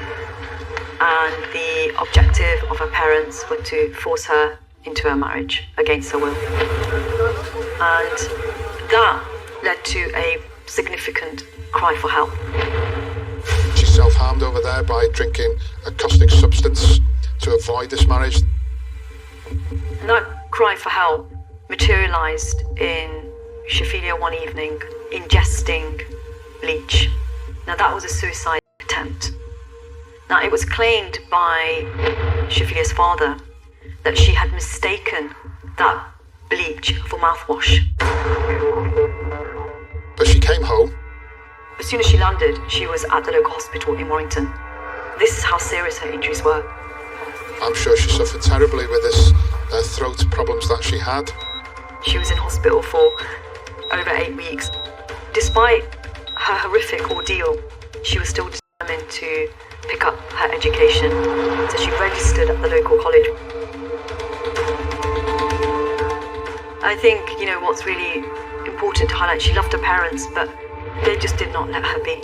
I was very aware of the dynamics and the relationship between Mr. Ahmed and Mrs. Ahmed. It wasn't just Shafila's father who was abusive, but it was Shafila's mother who was abusive to her daughter for many, many years behind closed doors. Shafila Ahmed was a young, bright, intelligent, aspirational individual, and she had plans to go to university to study law. And she disappeared on the 11th of September 2003.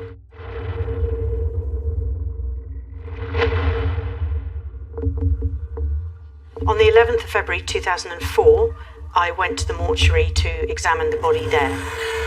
The body was obviously in a very advanced state of decomposition, so I wasn't really expecting to find much in the way of insect evidence still on the body. What I did find, however, though, were some species of insects which colonised the body at a later stage of decomposition. So once I'd carried out my analysis and then using developmental data that I already have, I was then able to estimate the time that the insects were laid as eggs on the body itself. I looked at the clothing in the laboratory with a microscope, and I'd also taken samples from the deposition site itself. I confirmed that the mosses growing on the trousers were exactly the same species as those growing immediately beside the body, which is a very strong indication of just overgrowth. The very fact that she was stuck to the ground by the plants that had been ripped off the ground to lift her body tells me that Shafila's been there since the growing season was still ongoing. I was able to answer quite a number of difficult questions that helped to confirm that the body had been placed there and then had not moved there until the flood water had dislodged some parts of her when she was killed in September. My findings were that the body had been colonised sometime between the beginning of September and the beginning of October. So this suggested that Shafila had died soon after she had gone missing.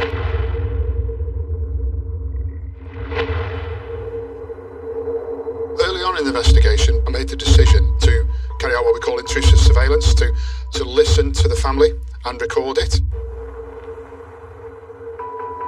The surveillance recordings on the house were shouting, being aggressively violent towards the children. I remember getting a phone call from the interpreter saying, they're admitting it. The context, though, was really challenging for us, because how they say it in that context, or how it translates into English in a typed form, it's really difficult to get across that actually they're admitting it, they're saying this now, when actually they weren't quite. I mean, it was devastating, really devastating. There was in-depth searching and forensic examination of the property. We took the house apart.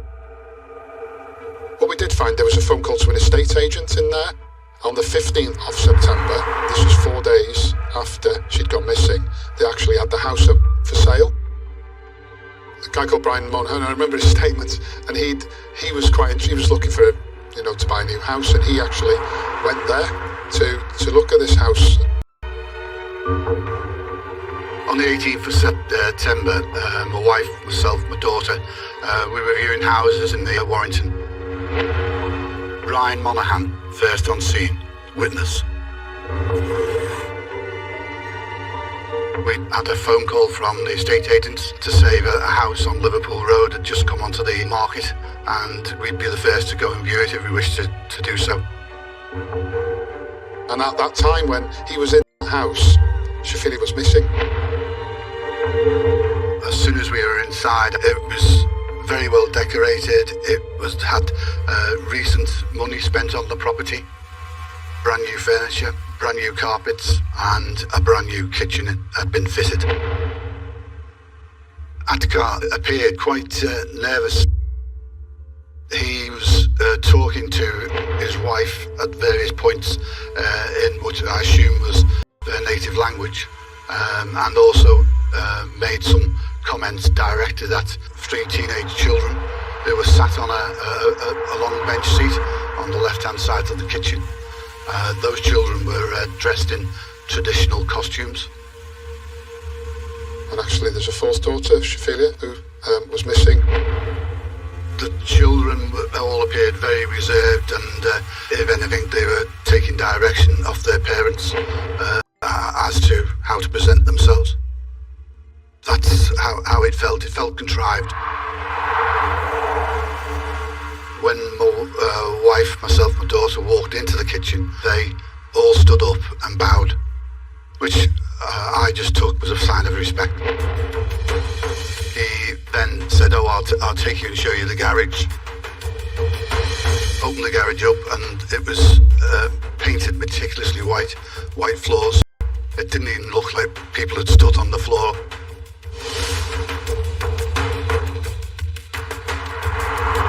He made comment of, like this brand new kitchen that they'd gone to the trouble of spending so much money on. Why would you want to sell the house? I wondered, having him spend so much money on the house, whether there was an issue. And I was thinking of neighbours. I said to him, why are you moving? He just paused and he stared across at his wife, and his wife said something to him in his native language. And then he said, it's a bit of a problem. My daughter's going with a young boy. There are him and other people who are basically, we don't like, and we don't like them being with our daughter. Our feelings are that we were better to move out of the area. We ended our conversations. He said to me as I was looking out, the price was negotiable. If you are really interested, then come back to me. That's where we left our conversations on that particular day. Mr. Ahmed, he appeared to be wanting to move fairly quickly, and that was the impression I got, even though it had only just come on the market that particular day. And all the evidence was pointing to that home address. Their plan was to sell up and go. We spoke with quite a few people locally, but there was no one really close to them that would support or help. Then we went further afield to the extended family, and again they didn't speak virtually.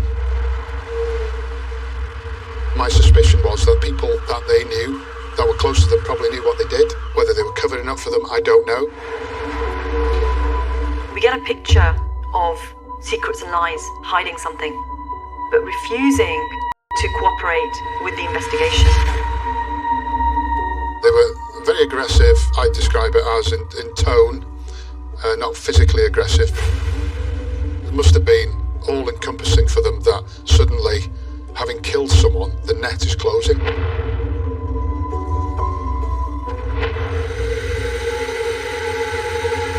Having gone through all this work, we engaged the County Prosecution Service, and we produced a file of evidence to see if there's sufficient evidence to charge Fazana and Iftikhar Ahmed with the murder. It took a year to get the final judgment. It came back as, you've done a really good job here. You've got a lot of evidence, but not quite enough. You need a bit more. And we didn't have any more. I was absolutely gutted at that point.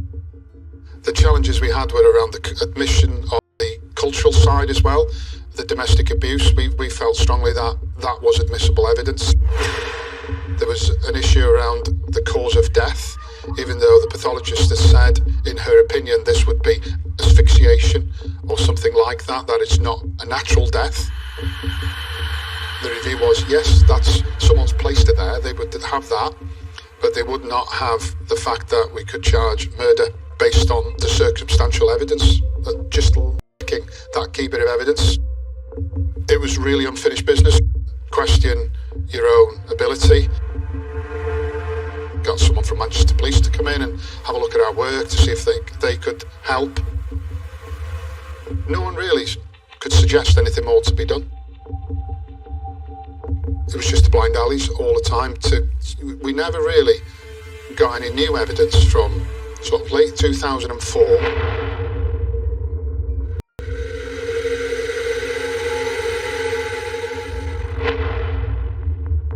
This is a day I won't forget. I was on holiday and I got a phone call from a colleague. And I knew straight away what it meant. Shafila's sister was talking. She told the police about what happened to her sister, Shafila Ahmed, on the evening of September the 11th. And I remember getting quite excited about it, really thinking, okay, here's the big break, really. So my first mindset is, well, let's make sure she's safe and okay, and that the right people are working with her, which was the case. The next process starts where we bring in the Crown Prosecution Service to evaluate the case, and Helen Morris was brought in as a special caseworker. At the time was sort of specialist lawyer to deal with the most important cases. The telephone went as Alicia had been arrested. Helen Morris, first on scene, Crown Advocate.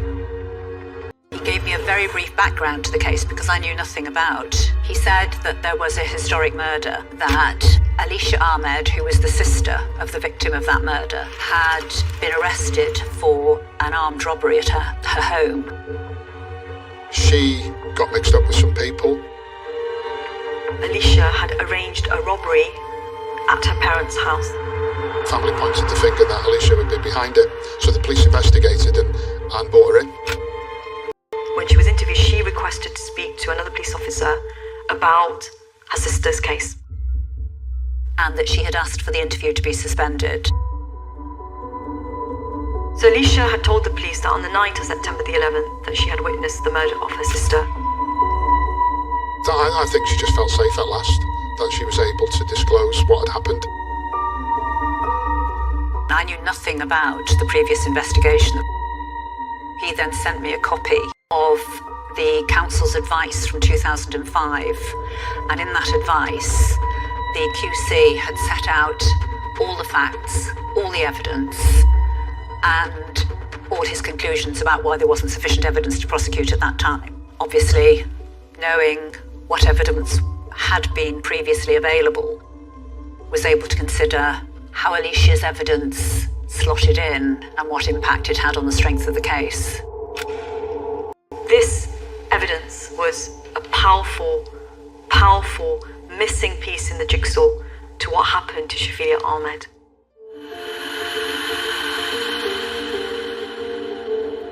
Alicia was a very important witness for us, but Alicia, along with the other children, had previously said that their sister Shafila had gone missing from home and had never disclosed that their parents had killed her. So effectively, everything that Alicia had said before that statement to the police amounted to letting her parents off the hook, if you like. So she was giving a second account. She was also giving an account in circumstances where it could be argued, well, you've only come forward with this now because you've been arrested for robbery and you're trying to get yourself off the hook for robbery.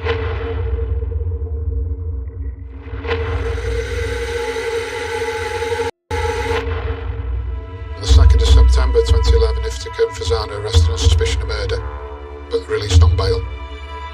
Alicia went into witness protection because she was at risk. I mean, obviously her parents, against whom she was giving evidence, were on bail. The other members of the family or the community who might think that it would be better if she were out of the way so that she couldn't give evidence. So she was at risk of harm. There were lots of potential challenges to Alicia's evidence. You can never prejudge a case. You never know what can happen and what gets admitted in evidence, which witnesses turn up to give evidence. So there's always an uncertainty. And then trial by jury, obviously, is a matter of the jury to come to the conclusion based on the evidence.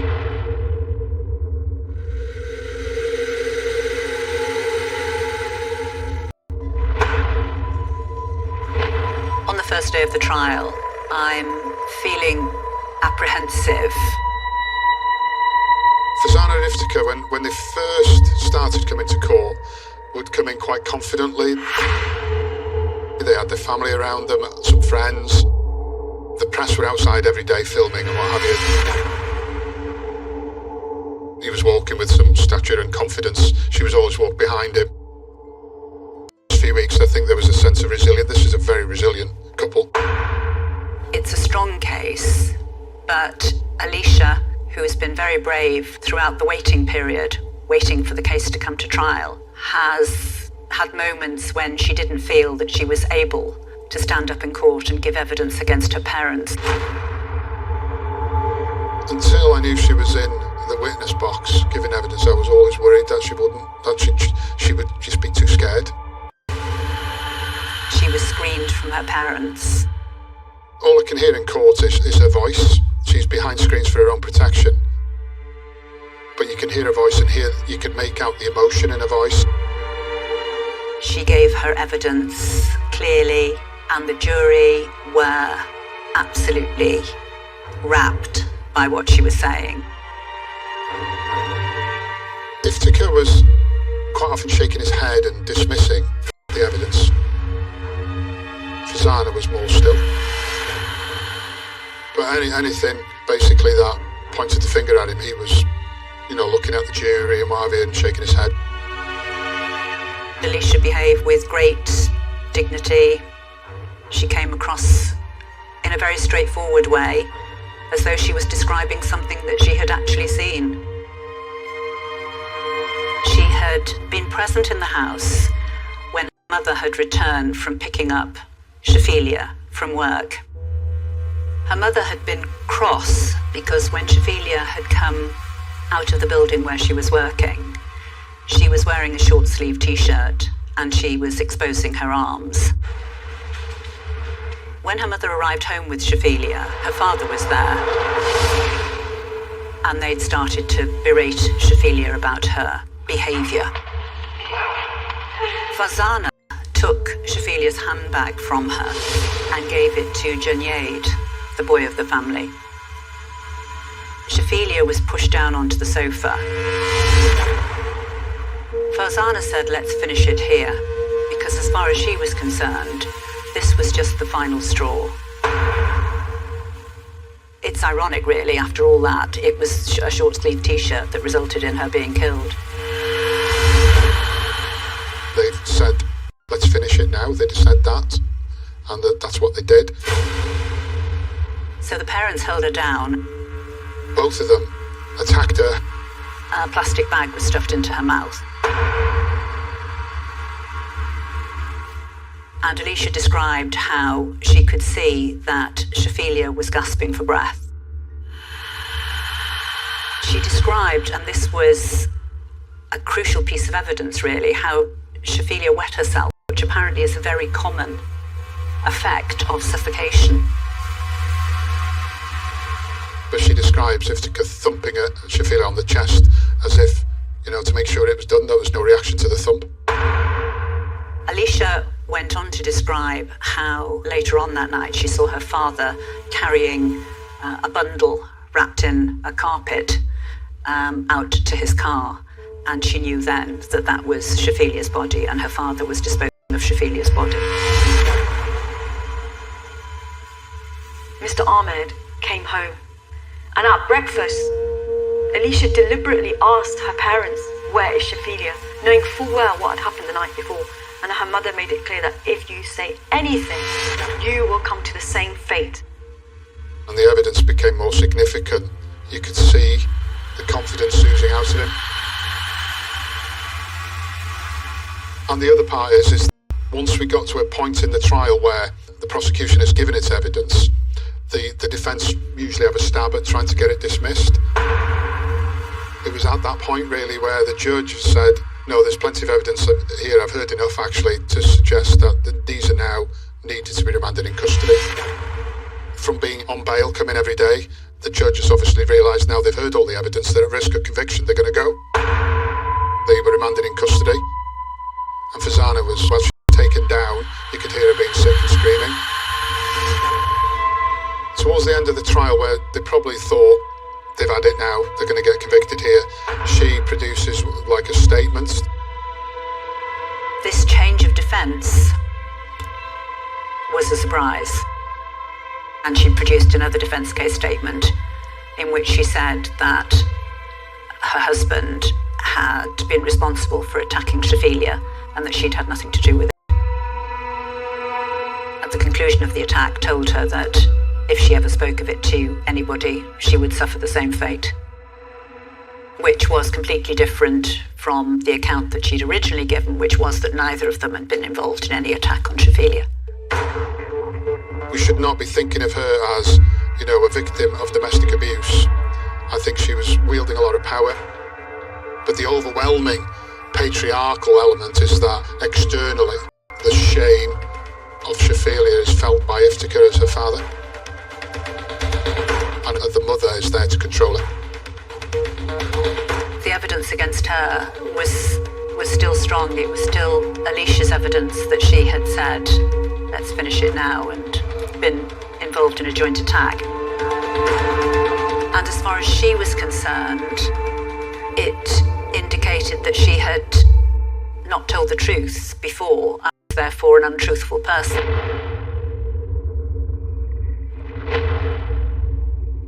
I remember preparing for a press conference on the two verdicts. We had a plan on conviction or non-conviction. Two different press conferences, really.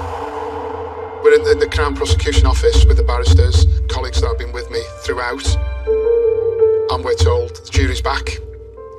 So we sort of quickly make our way into the police area in the Crown Court, and we wait for the jury to come, and they're asked, do they find them guilty or not guilty? After deliberating, the jury came back with a unanimous verdict that both Iftikhar and Fazana were guilty of killing Shafila. The judge imposed life sentences on both Iftikhar and Fazana and said that they must serve a minimum of 25 years. I didn't feel sort of sense of joy. I couldn't say that. Just relief and sort of thankful that they'd been convicted. I was finally able to say my bit in front of the cameras, in front of the media, and say what a vile murder this was. And that's what I called it, a vile murder, following what the coroner called it as a vile murder, and welcoming their conviction. It's really hard to understand how someone would go to such lengths to try and force her into marriage and kill her. But here is someone who was brought up in a family who were really focused in on shame and honour and the patriarchal sort of feelings. The expression honour killing is a shorthand for describing a particular type of murder. A murder which is usually of a young woman because she is seen to have brought shame on her community or her family. But whose shame and honour are we talking about? Violence against women happens in all communities. It's not something specific to minoritized communities. We need to look at the structures that contribute to violence against women. Gender discrimination, inequalities, patriarchy, and the way patriarchal norms are used to justify and promote male privilege and entitlement. Never used the expression honour killing.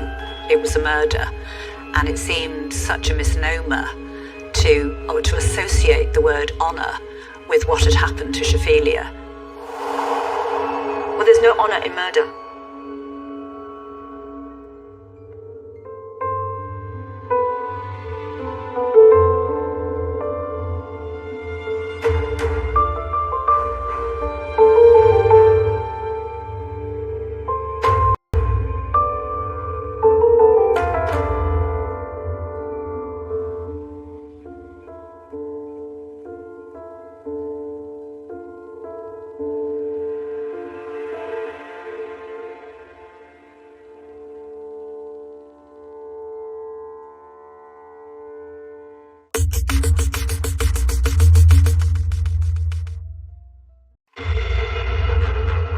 He looks over at her and says, "You need a facelift." The doctor went outside of his normal routine in prescribing all of the medications. She has eye patches on, so she can't even see what anyone's doing and has to really rely on trust. Her daughter couldn't get her to wake up. She was clearly over-medicated. Sir, this is 911. Can I help you? She whispers, "If anything happens to me, make sure it's not Dad."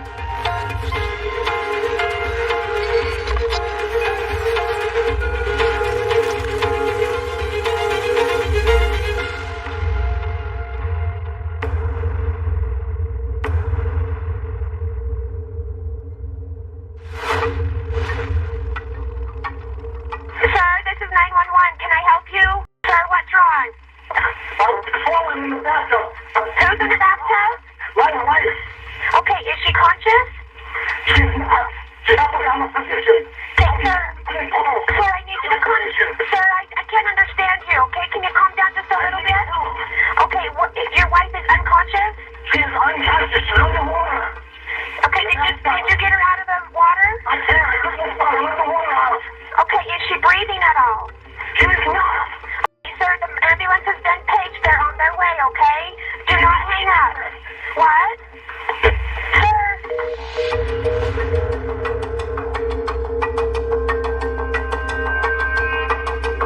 Martin called 911 to let them know that his wife was in the tub and that she wasn't breathing. My name is Chad Grunander, and I am the Chief Deputy at the Utah County Attorney's Office.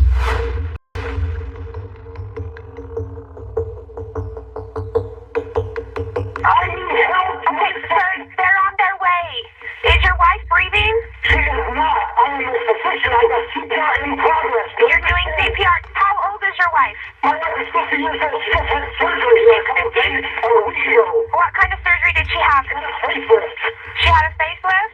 Yes. Okay, do you know how to do CPR? I'm doing it. Okay, do not hang...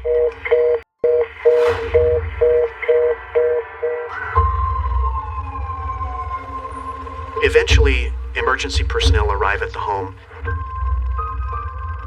They find Michelle lying down in the bathroom.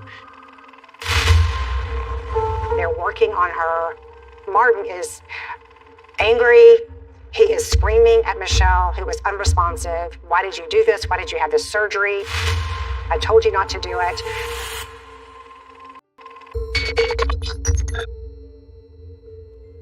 I'm Dr. Joni Johnston, a clinical and forensic psychologist and private investigator.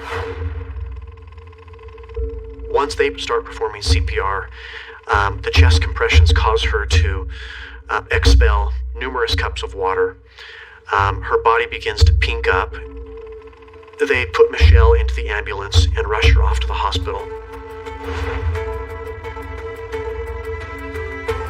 At one point, Martin, who was very agitated and who was screaming in the ER, actually made a very bizarre request, asking for the doctor to continue. "I will give you $1,000 if you'll continue to perform life-saving efforts."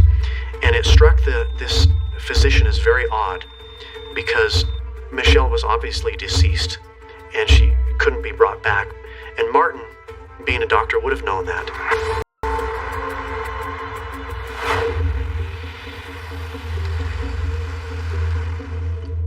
Michelle grew up in a Mormon family. She was kind of a golden girl, inside and out. She's smart. She played the violin. She was homecoming queen. I mean, she was somebody that you'd look in the yearbook and go, I wanted to be that person. She had an outgoing personality. She was respected by her neighbors and loved by her friends. Michelle met Mark McNeil at a church event. He is this, outwardly appearing, charismatic guy, very confident, handsome. The fireworks were flying very, very quickly in this relationship. And so, in spite of her family kind of wanting them to wait, very quickly after they met, they eloped and started their family.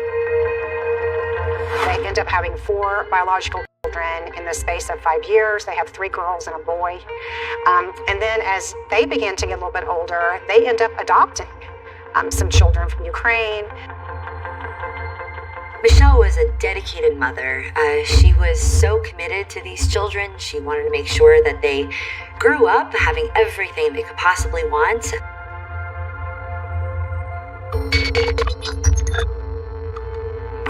I'm Dr. Brianna Fox. I'm a professor in the Department of Criminology at the University of South Florida.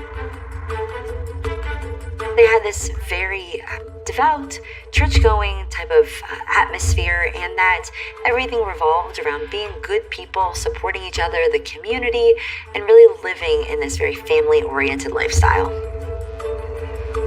All of her children seem to absolutely adore her and really look up to her, see her as a role model, as both, a woman and as a mom. And we're very close to her.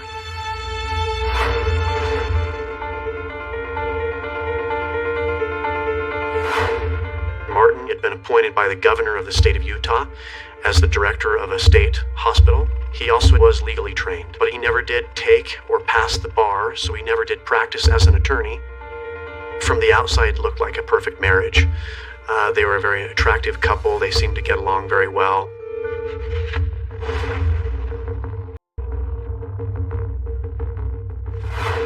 He was not a faithful husband, but others in the community didn't see that. So there was a secret side to Martin McNeil. It was very upsetting to Michelle. She would always suspect and sometimes find things. And yet when she confronted Martin, he would always just deny.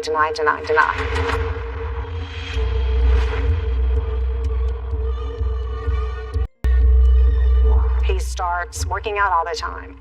He starts going to the tanning salons. He is increasingly distant from Michelle. He's disparaging of her. He doesn't seem to show any affection toward her at all. Not only does she suspect that Martin is having an affair, I'm wondering how much she felt threatened by this relationship because he was acting so differently toward her. She found an unknown phone number on his cell phone, and she actually spoke with her daughter Alexis about this, and they did an online search with respect to this phone number, and the number came back to a woman named Gypsy Jillian Willis. She confronts Martin with this evidence, and once again, he just essentially says, that's ridiculous. I'm not having an affair.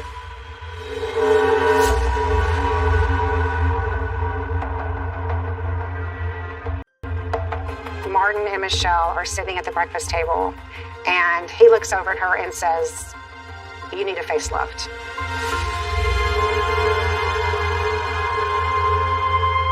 This is not something that Michelle wanted or needed. She was beautiful, usually quite confident despite her husband's behavior, and it didn't seem like she was very concerned about her looks. She was more concerned about being a great mother. When she just looks crestfallen and stunned, he tries to soften it by saying, oh, well, no, it's a gift. I want to gift you a facelift. Martin says afterwards he's going to take her on a 2-week cruise while she recovers. I think this really does upset Michelle. And also, I think it stirs up a lot of insecurity in her. She's thinking, oh my gosh, Martin has been working out all the time. He's going to the tanning salon. I'm not at my best, so maybe a facelift would, put a new spark back into our marriage. Martin persisted and was pushing her on to have this surgery, and ultimately she relented and went along with it.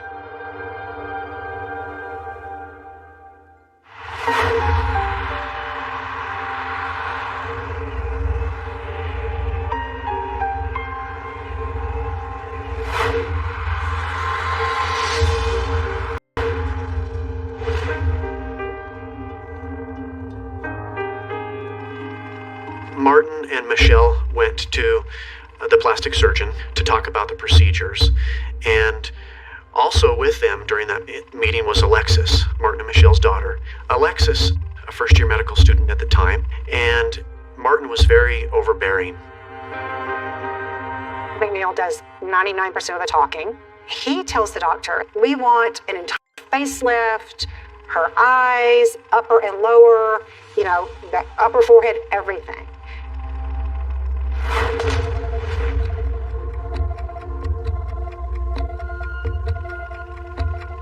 He is now telling the doctor exactly what medications that he wants to be prescribed, exactly the dosage and things that no other person would typically get to dictate to a doctor.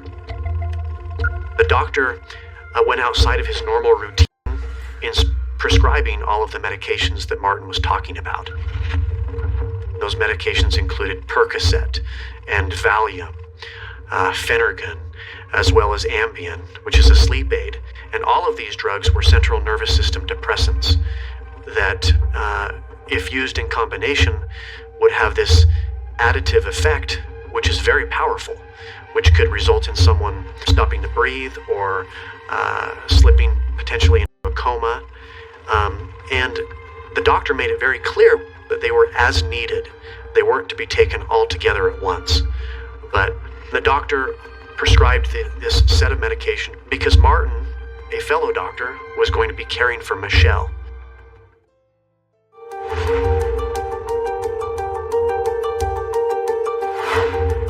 Michelle has a history of high blood pressure.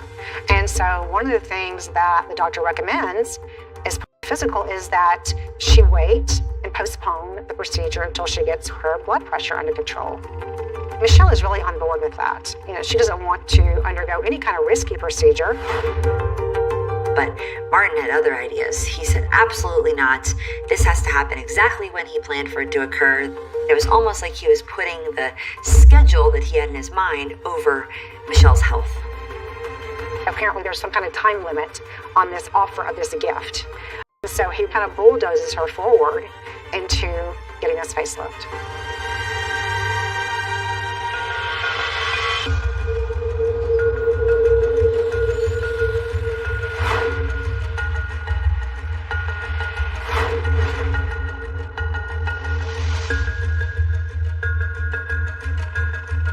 When she first comes out of surgery, I think she's very groggy.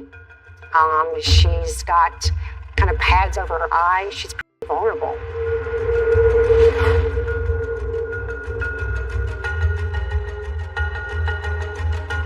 Martin was actually quite upset that she needed to stay a night in the hospital. He wanted her to come home immediately.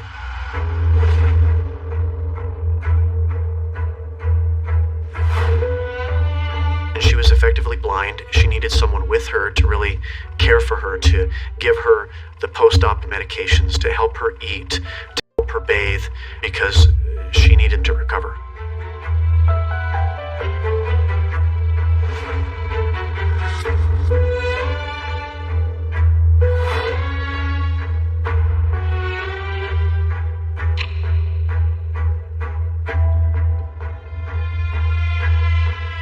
Alexis woke up early the next morning and went to her mother's bedside and found her mother very lethargic. Michelle went on to tell Alexis that your dad just kept giving me medications to the point where I ultimately threw up. Alexis confronts her dad and says, I gave her medication and she threw up and I wasn't sure it got in her system and I just want to make sure she was comfortable. Just basically kind of makes excuses. Maybe I over-medicated her. This really alarmed Alexis to just see how drugged she was. Alexis says she wants to take care of all of the medications for her mother moving forward, and her father reluctantly agrees.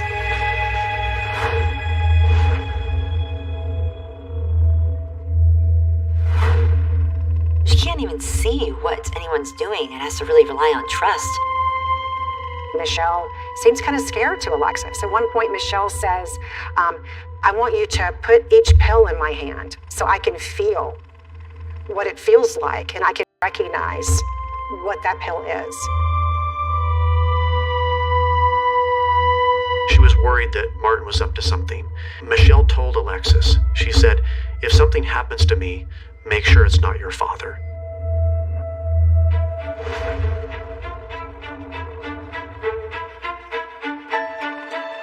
Michelle was down to about 1 to 1.5 Percocets a day is all. She wasn't taking the Valium any longer. She wasn't taking Ambien to help her sleep. She was weaning off the medications.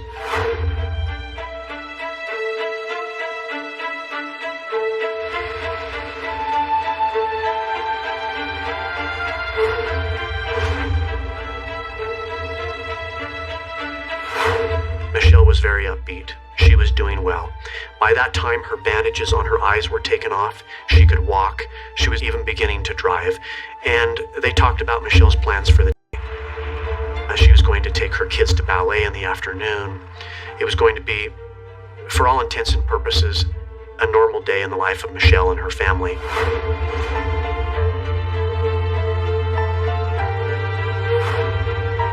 That day, Martin actually had an awards ceremony to attend.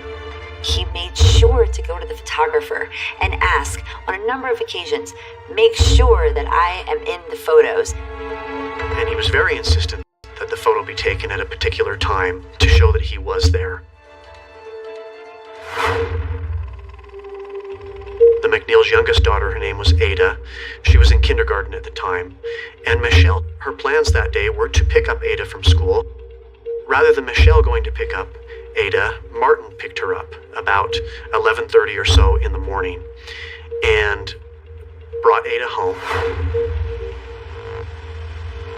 Martin encouraged Ada to go find her mother while Martin went into the kitchen. She really couldn't find her mom at first until she found her in the bathtub in the master bedroom with her face up. The tub was full with water, but Michelle would not respond. She goes out and she calls her dad. Her dad comes in and screams for her to go next door and get some help. Sir,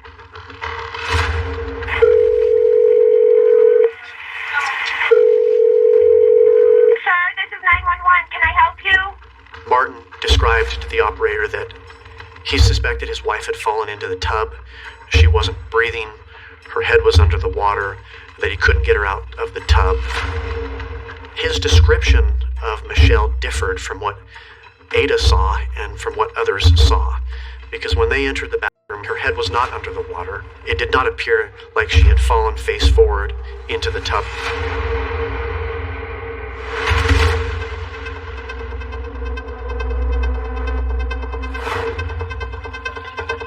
By that time, Martin had unplugged the tub and the water had drained, but Michelle was still inside the tub. He and a male neighbor lift Michelle out of the tub. They put her on the ground, and they're both doing CPR. Martin was a doctor. Martin was very well trained and had performed CPR a number of times at the care facility where he worked. The paramedics get there. They end up taking Michelle, who is unresponsive, to the hospital, and in spite of attempts to revive her, they fail.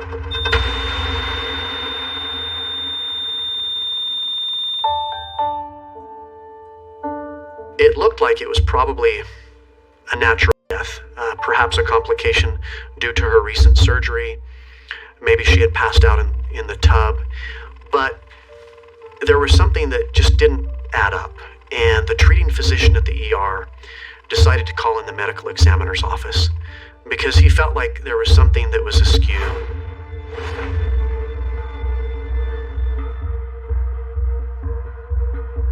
This was so shocking to Alexis because she had just called and talked to her mom that morning. So when this happened, combined with some past events that Alexis had experienced, it really raised the hairs on the back of her neck, wondering if her father had been involved.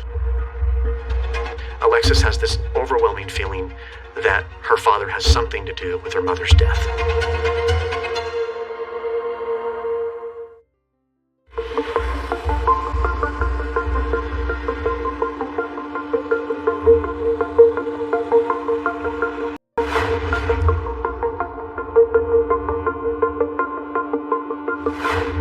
Martin McNeil actually described to the doctor performing the autopsy how Michelle was found in the tub.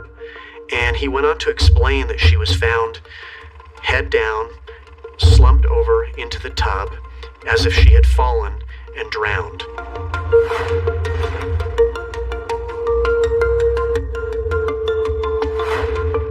Myocarditis is a condition of the heart which causes the heart to swell. But she did describe the diagnosis of myocarditis to be quite slight, and she then attributed the manner of death to natural causes. Not a homicide, not a suicide, not an accidental death, but natural causes.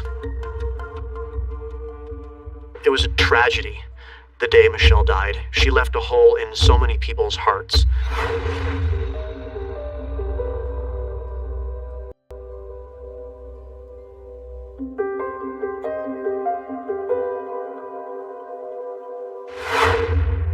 About a week after Michelle's death, he asked his oldest daughter, Rachel, to meet him at the temple to pray that they will find the right nanny.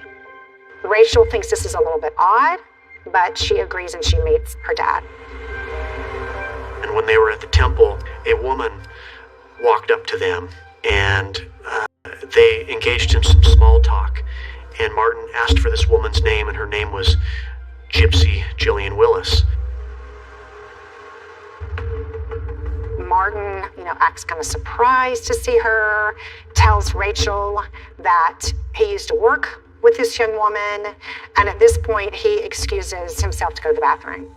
And Gypsy is trying to kind of ingratiate herself with Rachel. Rachel, of course, is consumed with grief at this point. She's not interested in engaging with anybody.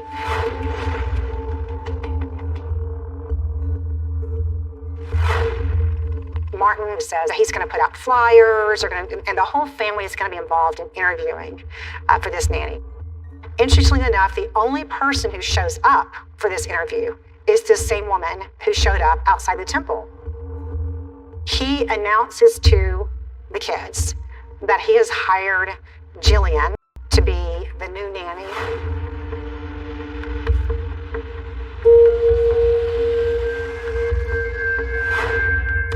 It's pretty apparent pretty quickly after Gypsy moves in that she is not only not qualified to be a nanny, she's not interested in being a nanny. She made one meal, and after that refuses to help the children, watch the children, engage with them, cook for them, clean for them. She basically just hangs around the house. When Alexis learned that the nanny her dad hired was named Gypsy Jillian Willis, she immediately knew that name, and she knew that that was the woman that her mother had suspected Martin of having an affair with. And so she confronted her father and said, "Dad, you are not to bring Gypsy Jillian Willis into our home." Instead of reacting and getting rid of Gypsy, her father kicks Alexis, another one of her sisters, out of the home just for raising their very legitimate concerns.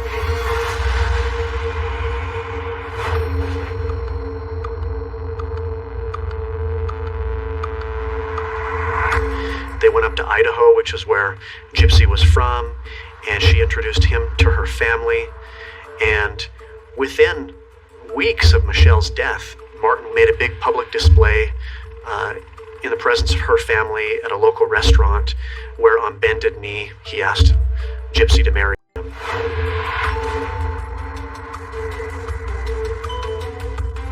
Gypsy has not paid her taxes for the past 7 years.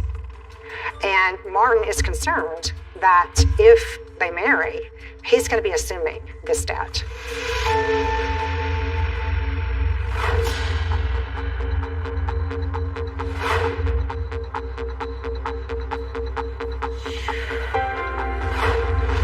He comes up with a plan to send one of his adopted daughters, Giselle, back to Ukraine, allegedly for the summer, to visit some of her biological relatives, with the understanding that somebody's going to go pick her up at the end of the summer.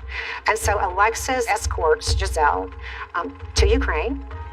Martin asked Alexa to bring Giselle's passport back. His reasoning for this is she might lose it.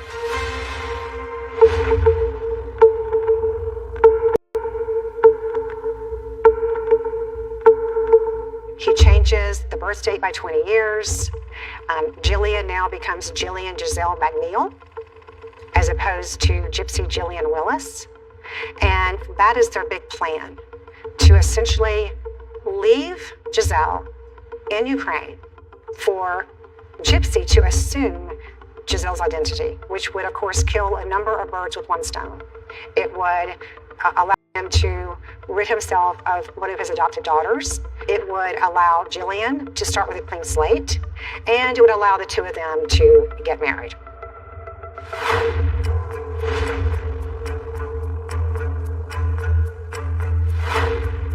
Martin's daughters believed that there was something very suspicious that had gone on with respect to their mother's death. They believed that Martin was involved in some fashion, but they weren't sure how. For some time, local law enforcement authorities didn't take the case very seriously. They weren't approaching the case as if it were a homicide, because the medical examiner first ruled that she had died of natural causes.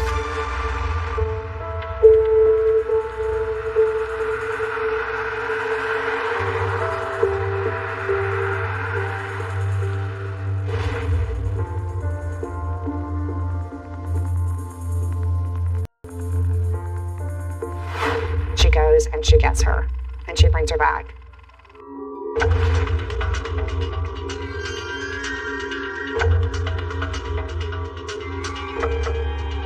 This is basically a federal offense. And so Martin and Gypsy are charged with this, and they're both convicted.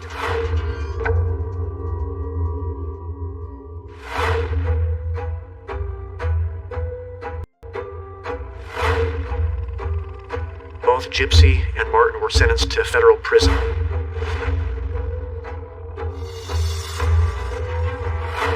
I started working on the case against Martin McNeil in about 2010. Investigators in our office decided to take a look into the circumstances surrounding Michelle's death and started to connect a few dots.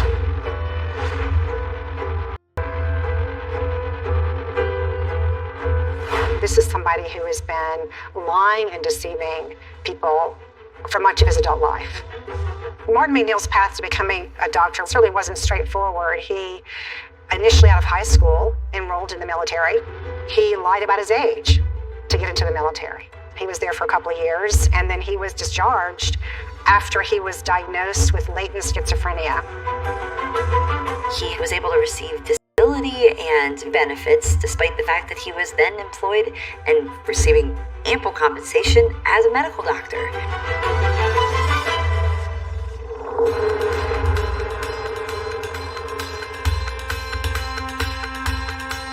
Martin decided that he was going to apply for a military ID card for Gypsy. And in the application, they alleged that they were married. And the marriage date that Martin McNeil put down was the date of Michelle's funeral.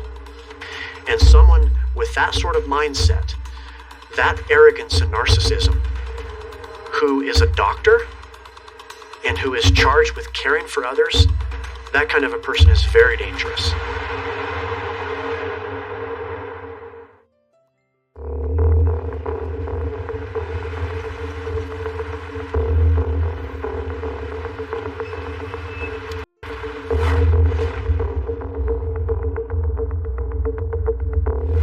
They find out that Martin has a fraud conviction, that at one point he had stolen checks and he had spent $35,000 and it was incarcerated for several months. When they look at his career, they find out that he lied about his grades to get into medical school. They find out that he had been accused of Medicare fraud. It's like a snowball.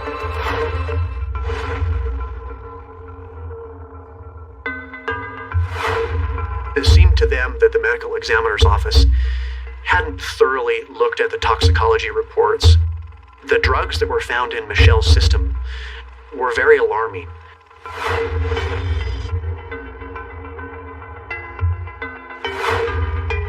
Alexis had spoken with her mother that morning. She had plans for the day.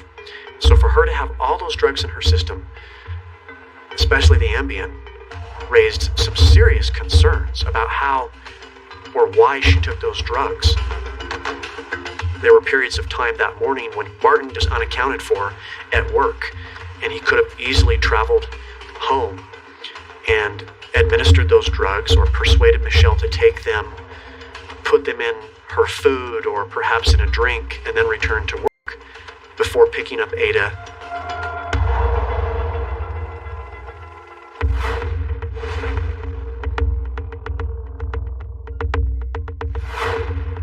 He amended the cause of death to a combination of myocarditis and drug toxicity, and he moved the manner of death from natural causes to undetermined. And that was a big step in the investigation.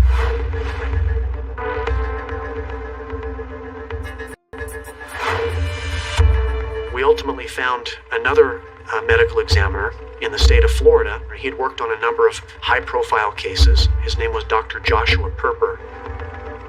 Dr. Perper came back with the opinion that Michelle had not died from myocarditis. She had clearly died from drowning, and that the drugs in her system had facilitated the drowning. It was a big breakthrough in the case.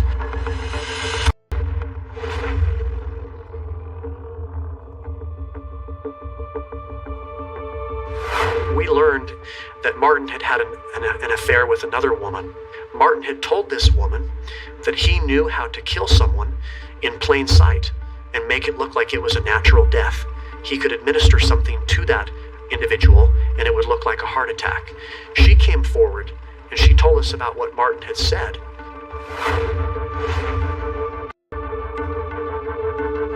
When he was doing CPR, people said they never saw him administering the life-saving breaths that were necessary, never saw Michelle's chest rising, things that really made them think that he was essentially trying to withhold any type of life-saving care from her. One of the things the neighbor says later is that Michelle has a lot of mucus on her face, and at no point in time does Martin have any mucus on his face.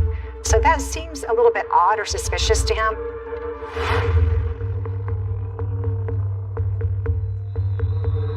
Okay, they're on their way. Is your wife breathing? She is not. I am in a position. I got CPR in progress. For reasons not entirely known, he gave an inaccurate address, which delayed the response of EMTs and emergency personnel from arriving at the house. Do not hang up. What?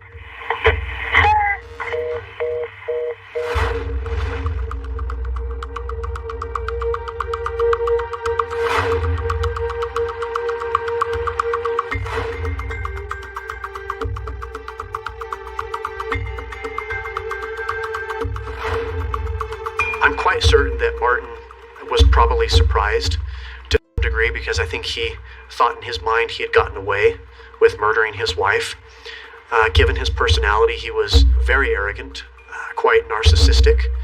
I think that he thought that he had probably covered his steps enough.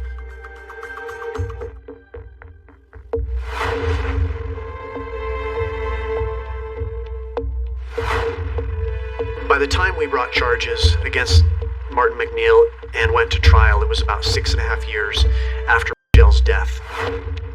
In the state of Utah, the legislature had recently changed the law to allow cameras in the courtroom, and it was the first live televised jury trial in the state of Utah. We knew it was a tough case. We didn't know how the jury would react to the evidence, and so we had our concerns about whether or not we would be successful. The biggest challenge we faced in this trial was proving that Michelle McNeil actually died by way of homicide. that someone was responsible for her death, that it wasn't naturally caused or it wasn't due to an accident. We had to prove beyond a reasonable doubt that she died at the hands of another. And then on top of that it was Martin McNeil that killed her.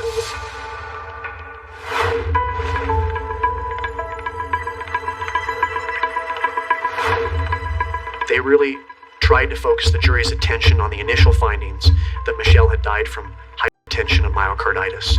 So we had to disprove that that had happened. They also tried to present an alibi defense that Martin's whereabouts could be proven that morning and that he wasn't with his wife, but it fell very flat and it didn't prove anything.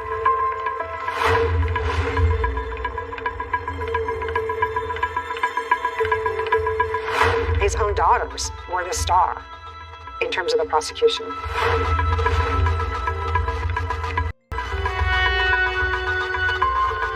The message from her father to Michelle was, I'm coming home, I'll fix you a lunch, I'll help take care of you, stay home, stay put, everything's going to be fine. And that was a bizarre message because Michelle was doing fine at that point. There was no reason for Martin to be concerned. And it also let the jury know that Martin had plans to go home that morning. One thing that really struck me about this case is the fact that Martin McNeil's own daughters were so dedicated and motivated.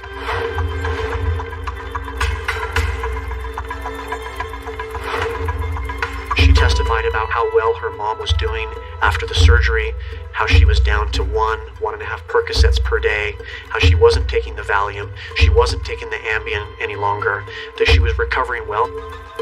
Another daughter that talked about her interactions with Michelle on the morning of her death. She seemed upbeat, she had plans for the day, and of course you put that together with her being found dead just a few short hours later with all those drugs in her system. It was clear that something suspicious had happened.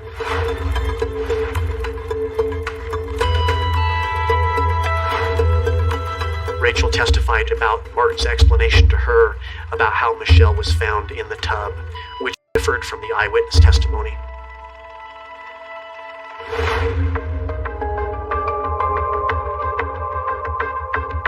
Another witness was his son's girlfriend, Elaine. She testified to the fact that she had been over at the McNeil house right after Michelle had died, and how dramatic, as she described it, Martin was, and he wanted all the medication out of the house. And he essentially asked her to flush it down the toilet.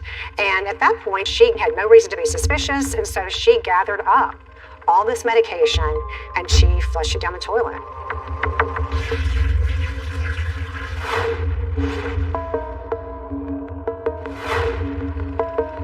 Several jailhouse snitches, as they're known, came forward and said that Martin had actually said to them that if he had killed his wife, he would have gotten away with it, that he wanted her out of his life, calling her derogatory names, saying things that essentially implicated himself in her murder while he was in jail for fraud.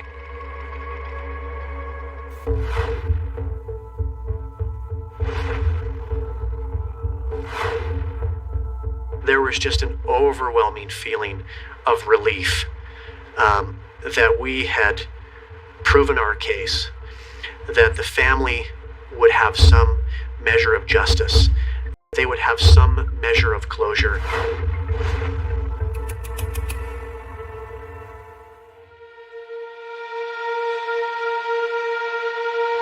In 2017, Martin McNeil ended his life in prison. And so, for all the things that he had done, he only served a relatively short amount of time in prison before ending his life. I think he viewed a life in prison as no life at all. I think that's probably what it came down to and why he chose to commit suicide. I wonder about the timing. Oftentimes there's a series of appeals that happen after somebody is convicted. And it isn't uncommon when somebody is feeling suicidal or deciding that they're going to take control of their life in prison and they're going to be the one to decide when they check out. It isn't uncommon for that to happen when their last appeal has been denied. Why he simply didn't divorce Michelle is a question I still ask myself, but I think he didn't want to divorce her because of potential alimony. He also may have lost some of his reputation in the community if he divorced his wife to be with this other woman. And given his background, given his knowledge, he felt like he could get away with murder. It was an almost perfect murder, but at the end of the day, he was caught. He left too many clues behind.